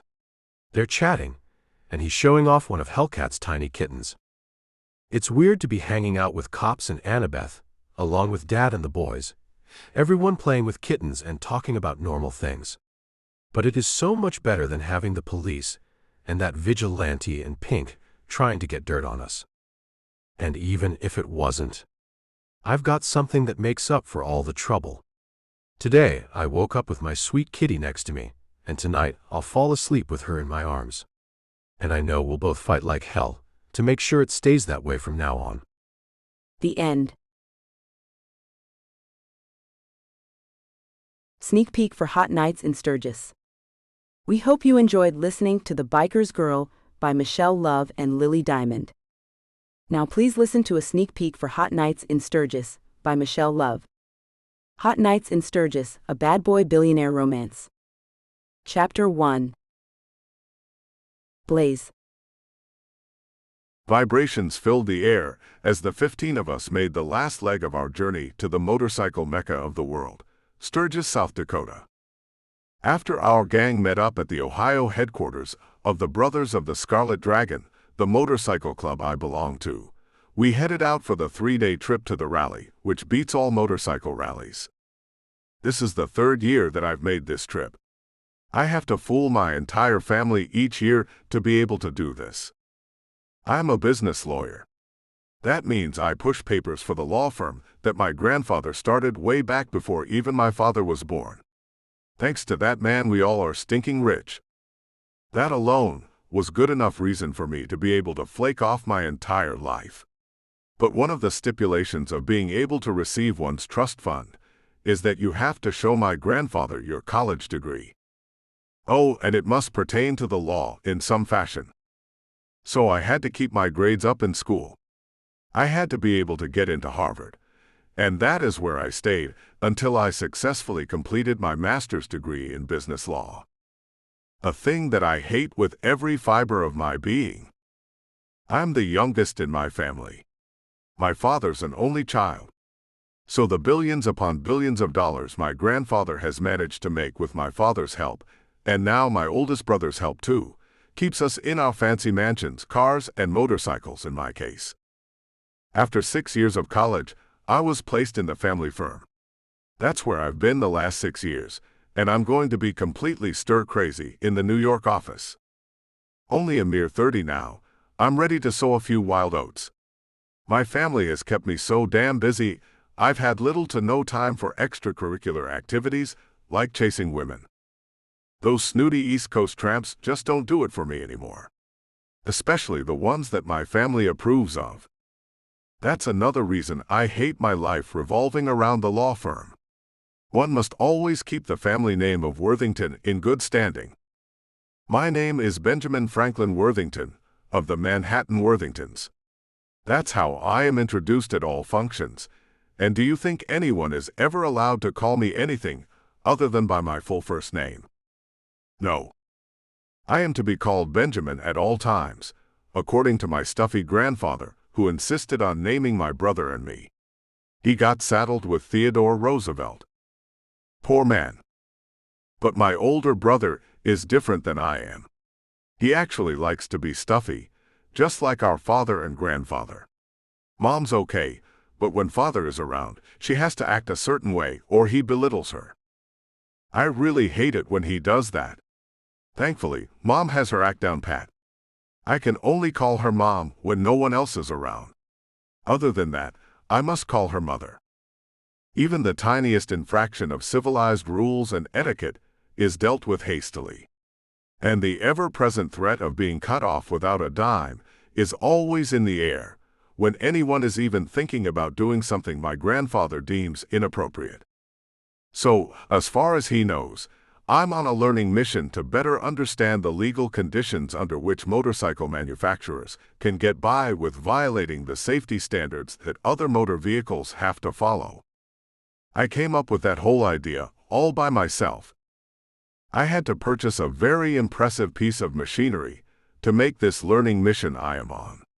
Each year, I get a brand new bike to test. Of course, he makes me sell it afterward, but for the month of August, I get to be a free man with a badass motorcycle. My ride for this trip is a brand new Harley CVO Street Glide in red. It's one amazing machine and a killer ride. The last 3 days have flown by, as I do feel like I'm gliding over the road with my gang of fellow bikers. My family knows nothing about my involvement with the gang. They would lose their shit if they knew about this. The higher-ups in this gang know about my real name and my real life. But all the others know me simply as Blaze, the badass who happens to be a lawyer too. And when I get to be this man, the man I really feel I am, I go all the way bad. Drinking, smoking, cussing, womanizing. You name it. I do it. The day after Labor Day marks the end of Blaze, and back, I go to the slightly depressed version of myself, Benjamin Worthington. But those first few weeks after I go back still have me feeling kind of high from all the fun I've had. And I know that this trip will be the same. Attractive chicks are everywhere in Sturgis with the bike rally. And they are ready to go at all times. You can get laid just about anywhere in the town that overflows with bikers for a limited amount of time. And I plan on getting a different one every single night I'm there. I had already booked myself a private motel room, and had a whole box full of clothes and assorted devices sent up to the motel where I was going to be staying. I am ready to roll. The rumble of another Harley moves up next to me, and I see out of the corner of my eye it is a couple who have been in this gang for quite some time. Rod and Ashley Manning are one of the few married couples in the gang. She rides behind him for this trip, but she's got her own ride, and she even rides on her own sometimes. They have 2 teenage daughters, and take this trip each year to get away from all the family, and just be the couple they are. It's cool, I suppose. But I wouldn't want to take a chick to this babe fest. No way. As they move ahead of me, another couple pulls up, and I see it's the newest couple, Paco and Phoenix. From what they said when we were camping last night, they met only 3 months ago and hit it off so well, they've been together non-stop ever since. Paco's going to surprise her by going through Vegas after the rally and marrying her to make it all good and legal.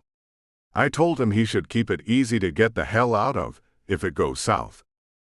One never knows how a relationship is going to work out. If I would have married the first woman I got, then I'd probably be dead right now instead of cruising down the highway on a cool August morning. Sandra Moore was my first love when I started college. We dated all through college. I kept her around mostly because she made the cut with my family. She was from an upscale family and a law student. So much money no one can count it all, just like our family. And snooty to her very core. I got lucky and she found what she called a real lawyer.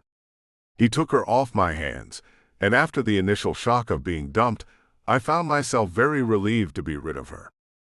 Playing the field in the New York scene was okay. But when you have to maintain such high standards to keep from losing your trust fund, you can't find many women who like the things I do. After 3 years of that crap, I found the love of motorcycles, and it took me no time at all to find this gang that took me in quickly, like a very dysfunctional family of sorts. There are some jerks, just like in any family. But there are some good people too. And they all accept each other for who they are. No judging is done by anyone. I don't think it's allowed. We're getting close to the town we've been waiting for. You can tell that by the way the whole cluster of bikes begins to speed up. Our hearts are beginning to pound in all of our chests as the excitement starts to key up. A cold beer and a woman sitting on my lap are close at hand, and I find myself getting nearly giddy over that fact. It is not much longer until I get to put my little vacation from boredom into play. Girls, you better watch out. My bike makes a little bump, and then I feel something odd happen. It went down a little. Something doesn't feel right. Shit. Looks like my plan of a cold beer and a girl will have to wait for me to stop off at one of the many garages they have in town. This would be how it starts for me. This whole year has been a giant cluster. I single-handedly lost a major client a few months ago when I dared to ask him how he could live with himself. He's a rich son of a gun and bought the rights to manufacture the main drug used in treating AIDS. He jacked the price up so high that most people with the disease couldn't afford to buy it. He came to our firm to seek help in keeping the product at the price he set, as he was being asked by the federal government to reduce the price to what it was when he originally purchased the licensing.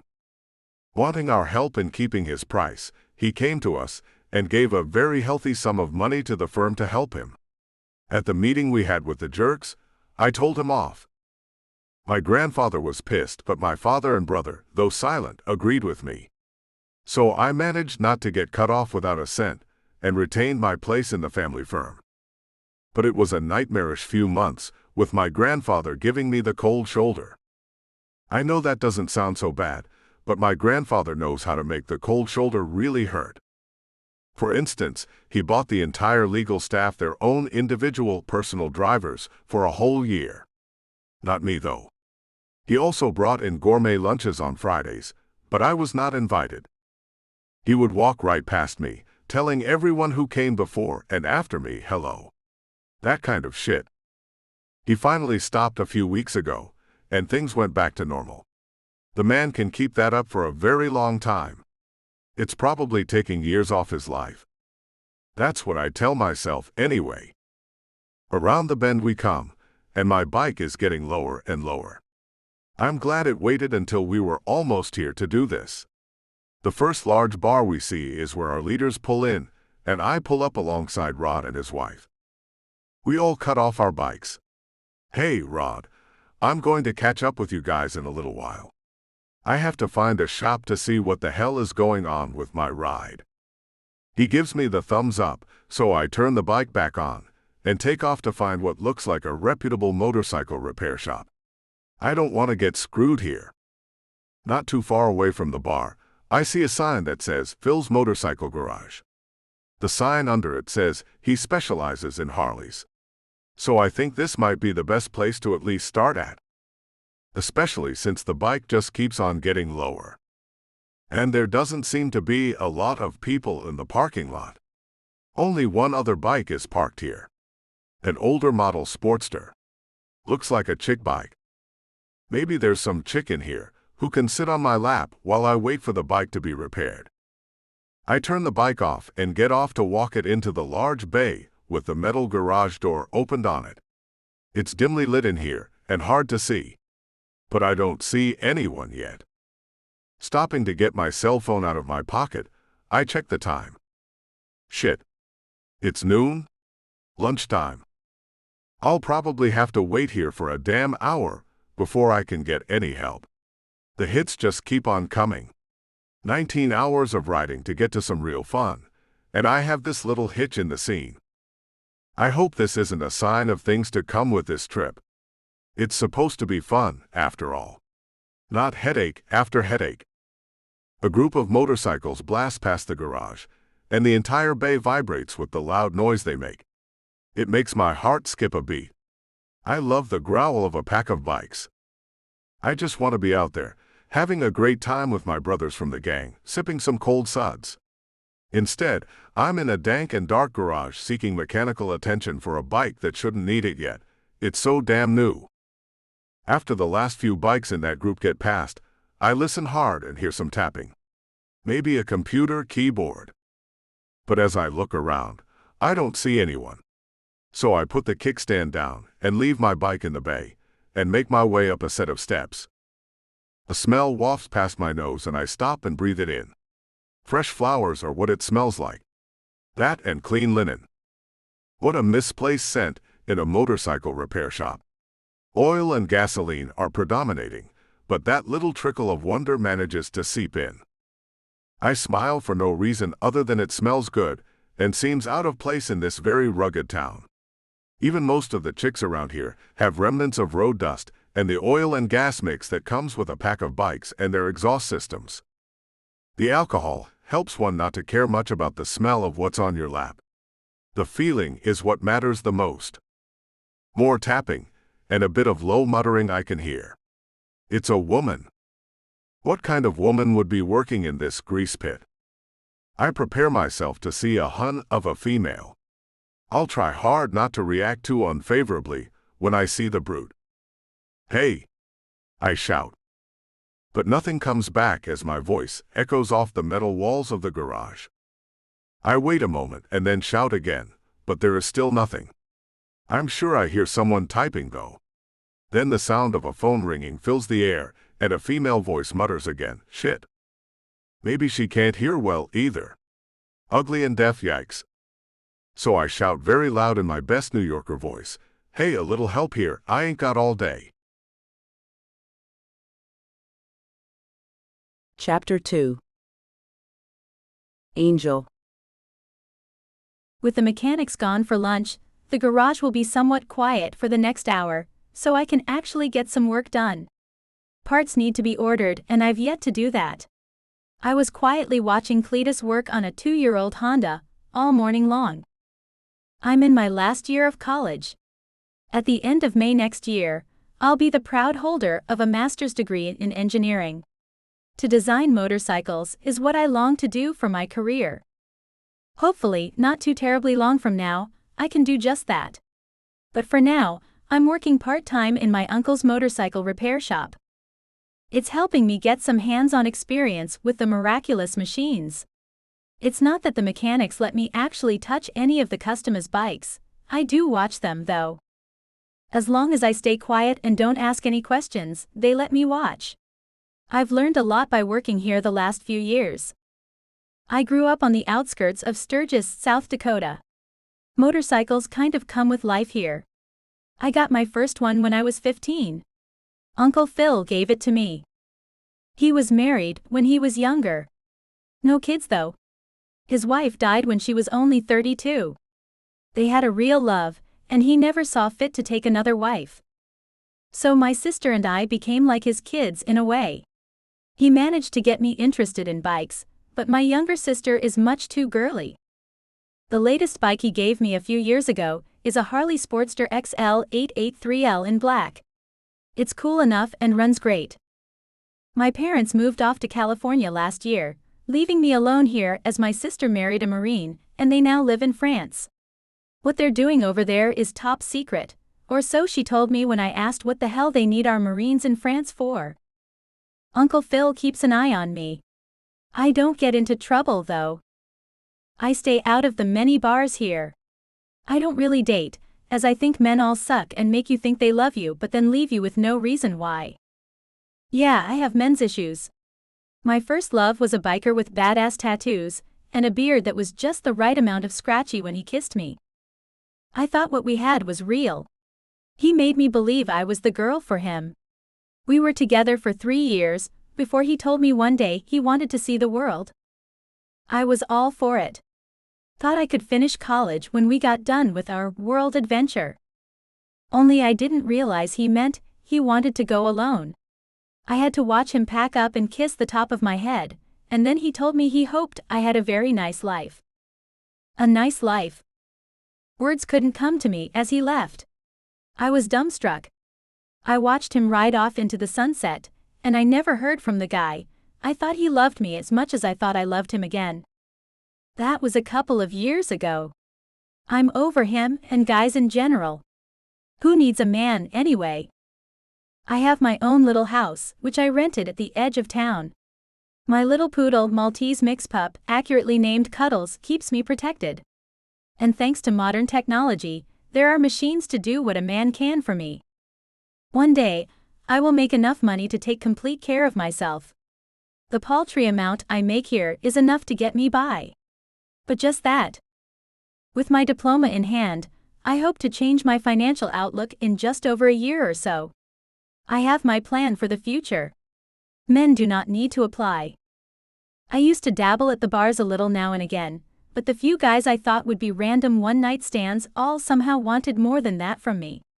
So I stopped going to the bars. Work and home are all I do now. My classes are all online, and only once a month do I have to go and check in with a few of my professors. Life is good and things couldn't be better. I've learned how to keep men at bay with a don't mess with me attitude. As one can imagine, I get a ton of biker guys who come in here with their broken motorcycles. And a lot of them hit on me. I hit back though, and not in a nice way. There's no reason to act as if I might actually go out with them. I won't. When what's his name left me, I refused to say his name ever again. I kind of broke down. He taught me some things. First, never let yourself fall into a deep love. You lose some of yourself in that person. When they leave, as they all do, eventually, you lose that piece of you too. The second thing he taught me is how to be tough as hell. You have to be, or men will come in and tell you nice things. You'll believe they're lying asses, and it will end with you crying yourself to sleep way too many nights. The third thing he taught me was how meaningless intercourse is. I thought what we did was special. I mean, he and I found we liked the kinky stuff. A little physical activity was fun from time to time. He'd let me be the boss sometimes, and I'd let him be the boss too. Fun, and I thought deeply. I was an idiot. It wasn't deep to him. We didn't share a special bond. It was just intercourse, and it meant nothing. And the handful of times I did it after him were very meaningless. And the guys were kind of cowardly, like when I smacked them with the belt. Only one let me handcuff him to the bed. Wimps. And not one of them would smack me hard enough to make a difference. They were all, "I don't want to hurt you." How could I have explained that I like a little pain in the game? So I just ignored the men when they tried to get me to have some type of a relationship with them. My grandmother lives 30 miles away, and if I couldn't get them to leave me alone, then I'd escape to her place until they moved on. Me and Cuddles are fine alone. She's kind of a complainer, just like I am. When dumb male dogs come into the yard, she barks and goes at them like she's a Doberman. She's the same way with the human variety of men, too. My poor mailman had a package he was trying to get to my door with. She ripped his pants leg as she tugged at it to make him stop coming to the door. He told me I needed a vicious dog sign, and if I ever got another package, I could take myself down to the post office to pick it up, unless I tied the little dog up. I took her inside and gave her a steak, and a good doggy pat on the head. She tried to do her job. Keep the evil lying no good men away from her mommy. Thanks to her, I never have to worry about some man getting into my house without her trying to kill them. A large group of bikes pass by the shop, and it makes the whole metal building rattle as they do. I put on my headphones and listen to a little music on my phone to drown out the outside noise. The annual motorcycle rally is growing very close, and large groups of bikers are already coming into town. Trashy women are already showing up and strategically placing themselves on bar stools in every bar, and lounging around area parks, hopeful of scoring some biker jerk. I don't know where most of these females come from. We have a few, but not as many as pop out of the woodwork when the rally is in town. It's quite amazing, actually. It never fails to surprise me with all the ready-to-go women that I still get hit on just walking down the street. I'm always thinking as I'm flipping the men off who dare to bother me, that there's a ton of other women walking around, leave me the hell alone. My uncle tells me I shouldn't dress in tight leather pants and halter tops, if I don't want the men's attention. He may be right, but damn, I should be able to dress the way I want. I ride a motorcycle everywhere I go. I need the leather to protect my skin. If I ever fall, that is. I looked around and found the clipboard with the wooden back on it, and I knocked on it 3 times. No reason to tempt fate. With the good Lord's grace, I have never wrecked. I've come close a time or two but never ate it. I knock on the wood again, for even thinking about it. The computer freezes up for a moment, and it scares the crap out of me that I'll have to start this parts list over. I mutter to myself, damn piece of junk. My uncle needs to buy a new computer, but it's too cheap. This one will have to completely crap out before he'll see fit to make the several $100 investment. And I'll be stuck having to use my own laptop to order parts until he does. The man is a notorious penny pincher. Another thunderous bunch of bikes pass the shop, and it has me looking out the glass door at them. It's a gang all wearing matching leather jackets and looking all cool. I've never been in a gang. Not that I haven't thought they looked kind of cool. I'm just a real loner, and loners don't belong in groups. Loners like to be alone. Do some stormy nights have me wishing for more than my puppy as a companion? Sure. Does watching a love story on television have me searching for someone to love and love me? Sure. That's why I don't watch that shit anymore. Does the sight of a well-tattooed bearded man with mountains of muscles get me hot? Of course, I am only human. But will I give a man a chance to fill those voids? Hell no. That leads to heartbreak again, and that's a place I'm never revisiting. But as I watch the pack of bikers ride past the garage, I see chicks riding behind their boyfriends or husbands or whatever. And I secretly wish I could do that. Maybe just one time. Maybe I wouldn't fall in love with the jerk. Maybe I could keep things light and easy. Then the phone rings, and it comes through on my headphones since I have them plugged in, and it scares the crap out of me. Crap!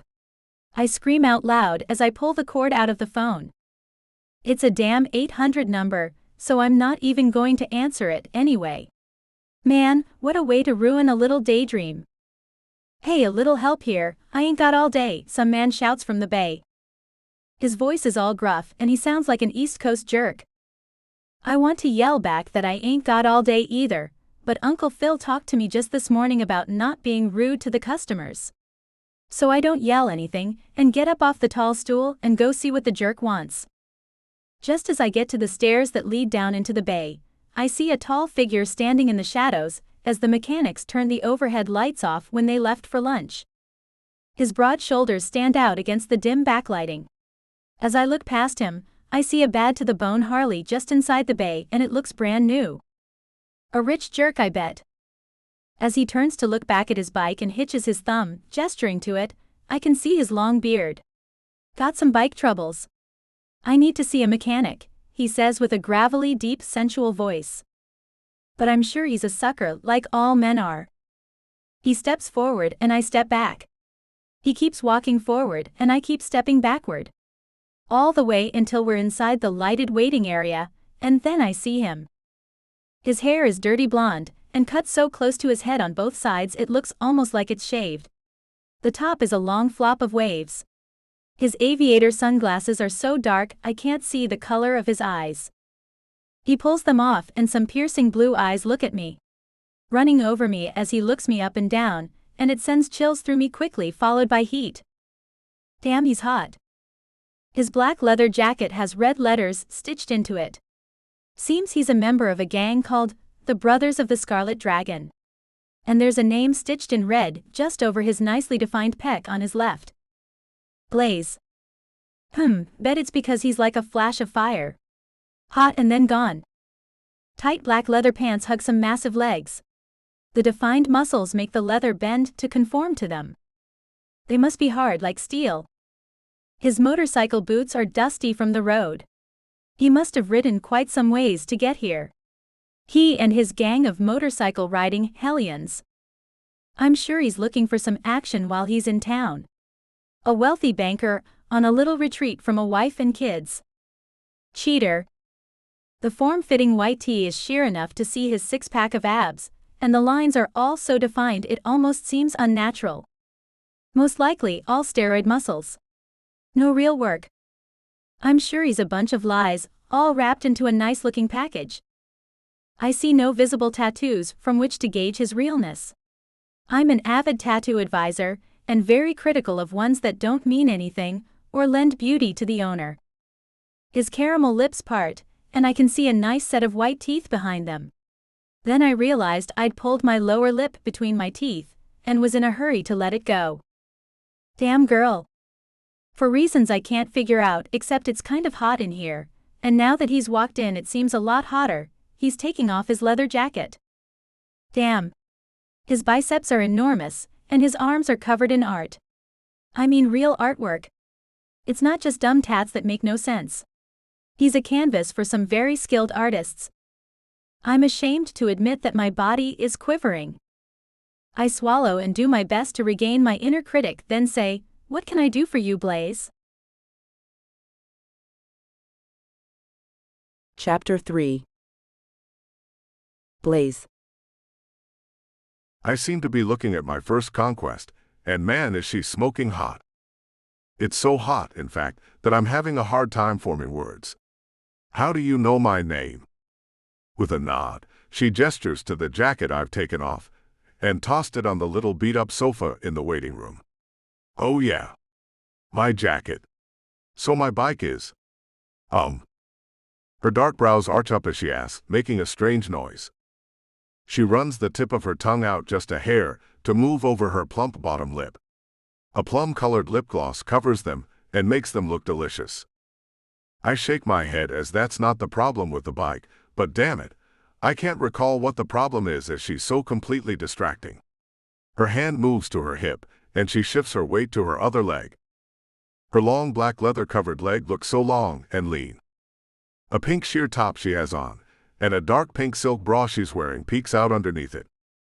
She turns around and goes back behind the tall counter, and sits back on the tall stool there, and looks back at the old computer on the top it. She has a pair of angel wings on her back, I can see underneath the sheer shirt. Her deep, gorgeous blue eyes peer at me over the top of the old grease-stained monitor as she asks, "Is it vibrating too much?" Huh? I ask as I was looking at how pretty she has her black hair braided. The long braid lays over her right shoulder, and the end of it rests on her breast. Is it vibrating more than usual? She asks, then looks back at the screen. It's a new Street Glide, isn't it? I know the answer to that one. Yes, it is. But it's not vibrating any more than usual. I just got it a few days ago in a Harley shop in New York. Have you ever ridden one before? I could take you on a ride. I stop myself because I'm coming off way uncool. If you want, I mean. I don't need you to go on a ride with me. But if you were wondering what a beast like my bike rides like, I could take you on a ride, that is. I could take you on a ride. Not take you. You know what I mean. I shut up as she looks at me with her mouth slightly open, then she says, I know what you mean. No, I don't want to ride it. I mean, it's a cool machine, and I'm sure I'd enjoy the ride, but not with you. Why not with me? I ask as I lean on the counter and try to catch another glimpse of that sweet tattoo on her back. Those wings on your back, any significant reason for them? Without looking at me, she answers, my name is Angel, hence the wings. And it's nothing personal. I just kind of hate men. That's why not you. Of course. She's a lesbian. So into women then. What a loss for men everywhere. I stand back up and turn away. No reason to make myself sick over a girl who likes girls. No, not into women, she says with a huff. Why is it when a woman says she hates men, they always assume she's a lesbian? Can't a woman simply hate men? I turn back to look at her and stifle a laugh. Crap. You are one verbal gal. She looks back at the ancient monitor. Not making a strange noise, not vibrating too much. Is it getting lower? Shock runs through me. Yeah. That's it. How? It's a common problem with the air ride suspension system when you're traveling over rough surfaces. It's most likely a small prick that punctured the line. I'm sure our mechanic can get it going for you fairly quickly. If you have a credit card on you, I can go ahead and write up a ticket so he can get busy on it as soon as he gets back from lunch. She holds out her hand, and on the inside of her wrist, there's a little angel, complete with a halo. I take her hand and look at the tat. I take my wallet out with my other hand. Nice. She allows me to hold her hand, and I find sparks shooting all through me as I touch her. That's never happened before. I let it go to retrieve my credit card, and find the sparks starting to dissipate. That had to mean something. Placing the card in her hand, I purposely graze her palm with my fingertips, and the sparks come back. I notice her eyes are narrowed at me. Then she looks away quickly. I bet she felt that too. So, how do you know so much about bikes, Angel? I ask as I lean back on the counter, since she isn't a lesbian, and she is into men, and she has such an amazing effect on me. I'm 9 months away from getting my master's in engineering. I want to build bikes. Preferably ones with women in mind. She looks at me with a smile after she sees my card. Worthington. And you are Benjamin, of the famous Worthington law firm in New York. I had pegged you as a banker, not a billionaire lawyer. A married banker with kids. Not an extremely eligible bachelor. And now this hard demeanor she's had will fade away like cotton candy in a rainstorm. You found out. I lean in a bit closer. So how about that ride now? Huh? Not the sound I thought I was about to hear. She goes to typing and not looking at me. So I ask, although hesitantly, why the loud huh? I see men with money around this town all the damn time. Her eyes level on me. I can become some billionaire's bimbo anytime I want to. The thing is, I don't want to. But you should watch out for the other ladies in this town. And when I say ladies, believe me, I am using that term very loosely. I put the card back in my wallet, as she has taken off all the information she needed, and placed it on the counter rather than placing it back in my hand. You are one of the 3 people in this town who know my real name, Angel. No one else will know me by anything other than Blaze. I trust you can keep my little secret." Her deep blue, beautiful as hell eyes, which are framed by the darkest and thickest of lashes, flutter at me as she moves her hand to her chest and says, "Me? You can completely trust me to keep your name to myself. I wouldn't want to be the one responsible for getting you mauled by the pack of hungry females who are running amok through my hometown. If this is your hometown, then why haven't I seen you around before? I've been here for the last 2 rallies. I'd remember you if I ever saw you around before." I take the opportunity to pick her braid up and finger it a bit as she's close enough to do that. She yanks it out of my hand. "Look, Benny. No messing around with my personal stuff. Not my braid, not my mind, not my body." I stand up and feel kind of sheepish as she's a bit intimidating, and it's not very easy for a woman to intimidate me. But her use of a nickname for me has me wanting to laugh. And I know she'd get even more pissed if I laughed right now. "I shouldn't have touched your hair." "You're completely right. It won't happen again unless you ask me to, of course. Then I'll run my fingers all through that silky heaven on top of your pretty little head." Her glare tells me that I have spoken the wrong words. Those porcelain cheeks fill with red, and that can only mean one thing: anger. "Pretty little head," she says with a very even and low tone. It's a scary tone, and I can see fire in her gorgeous eyes. "Look, I had me a biker once, and he made me believe he loved me. He made me think we had a future, and he took off and went on a world tour alone. He broke me, Benny. I'm not a repairable person, based on how he left me. So I stay to myself. I don't want a man. Especially a biker with a love for the road, fast women and booze. No offense." "Yeah, of course. I mean, what's offensive about any of that you just said? Not a thing, right? Not one thing." I tap my fingers on the top of the counter and wonder how I can repair this damage. She pounds at the poor keyboard in front of her as she finishes writing up the ticket. Muttering indiscernible things as she does, I decide to take a walk around and look out the glass door as a group of bikers ride along the roadway in front of the garage. "Hey," I hear her say, so I turn back around and see a little smile on her face. "I'm sorry. I know you aren't just a biker in some gang. I know you're this high-powered lawyer who likes to ride once a year. I shouldn't have said all that to you. I'm a little high-strung at times." With slow steps, I walk back toward her. "I have a feeling you don't apologize often." She nods. "Try never." She smiles again. It's a wide and genuine smile. "Please don't tell my uncle I was so harsh to you. He just gave me a lecture this morning about not being rude to his customers." I give her a wink. "So the owner is your uncle then?"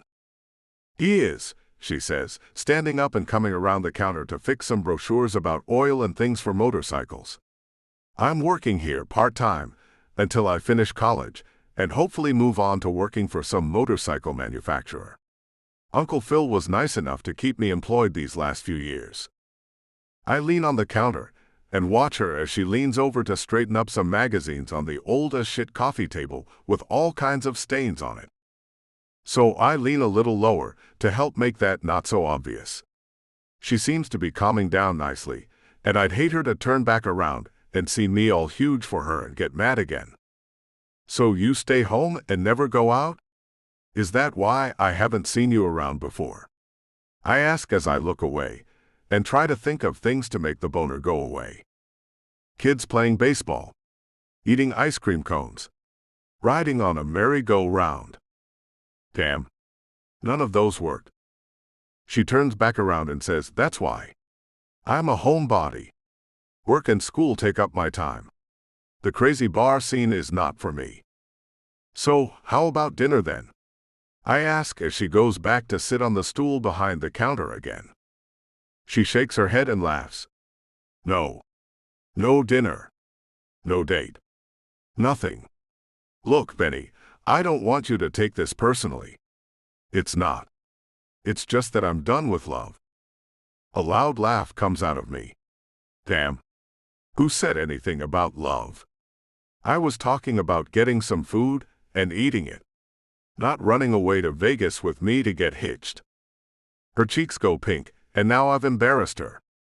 Crap. She won't look at me as she shakes her head and looks down. No. I know that. I didn't mean for you to take it that way. Sorry. Just no thank you for dinner. I think I hear them all coming back from lunch. Your bike will be looked at soon, if you'd care to take a seat. How old are you, Angel? I ask as I find her way too young to be so cynical and set on a life of being alone. Her blue eyes shine as she looks back at me. 24. And you're around 30, right? I nod. I am 30. And I'm in no rush to settle down. I'm here to sow some wild oats. So I get it. Why don't you want to date anyone who comes in with this crazy rally?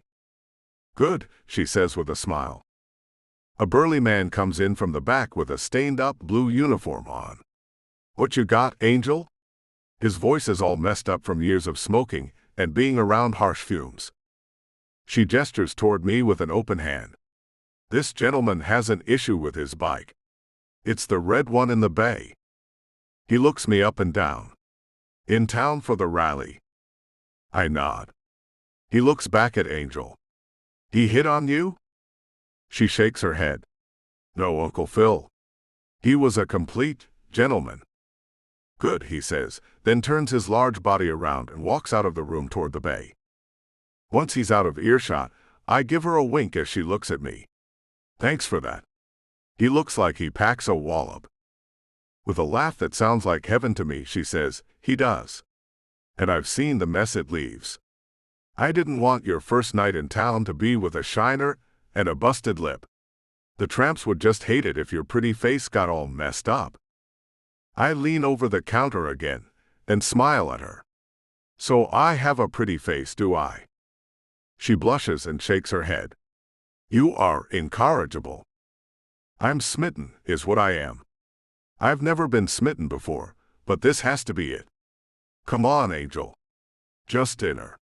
Just one dinner, and if you hate me, then I'll never bother you again. Nope. She gets up and walks out of the waiting room, leaving me there alone and wondering how the hell this chick has gotten under my skin so damn quick. I drum my fingers on the counter until she comes back. She's beaming as she goes back to her chair. Well, what has you all smiles? I ask. Oh, just the fact I was right about your bike. Just a little pinhole. It'll be ready in about an hour. Cool. I get to hang out with you for another hour. I go take a seat on the very uncomfortable old sofa and grab a magazine and sit back. Seems so. Or, if you want, I can give you a ride to wherever your gang is and drop you off with them. Someone can give you a call when your bike's ready, she says. Nah, I'm going to hang out here with you and hopefully talk you into dinner tonight. I give her my $1 million smile. That won't happen, Benny. We'll see about that. End of sneak peek for Hot Nights in Sturgis. Please like and subscribe to support this channel. It helps more than you know.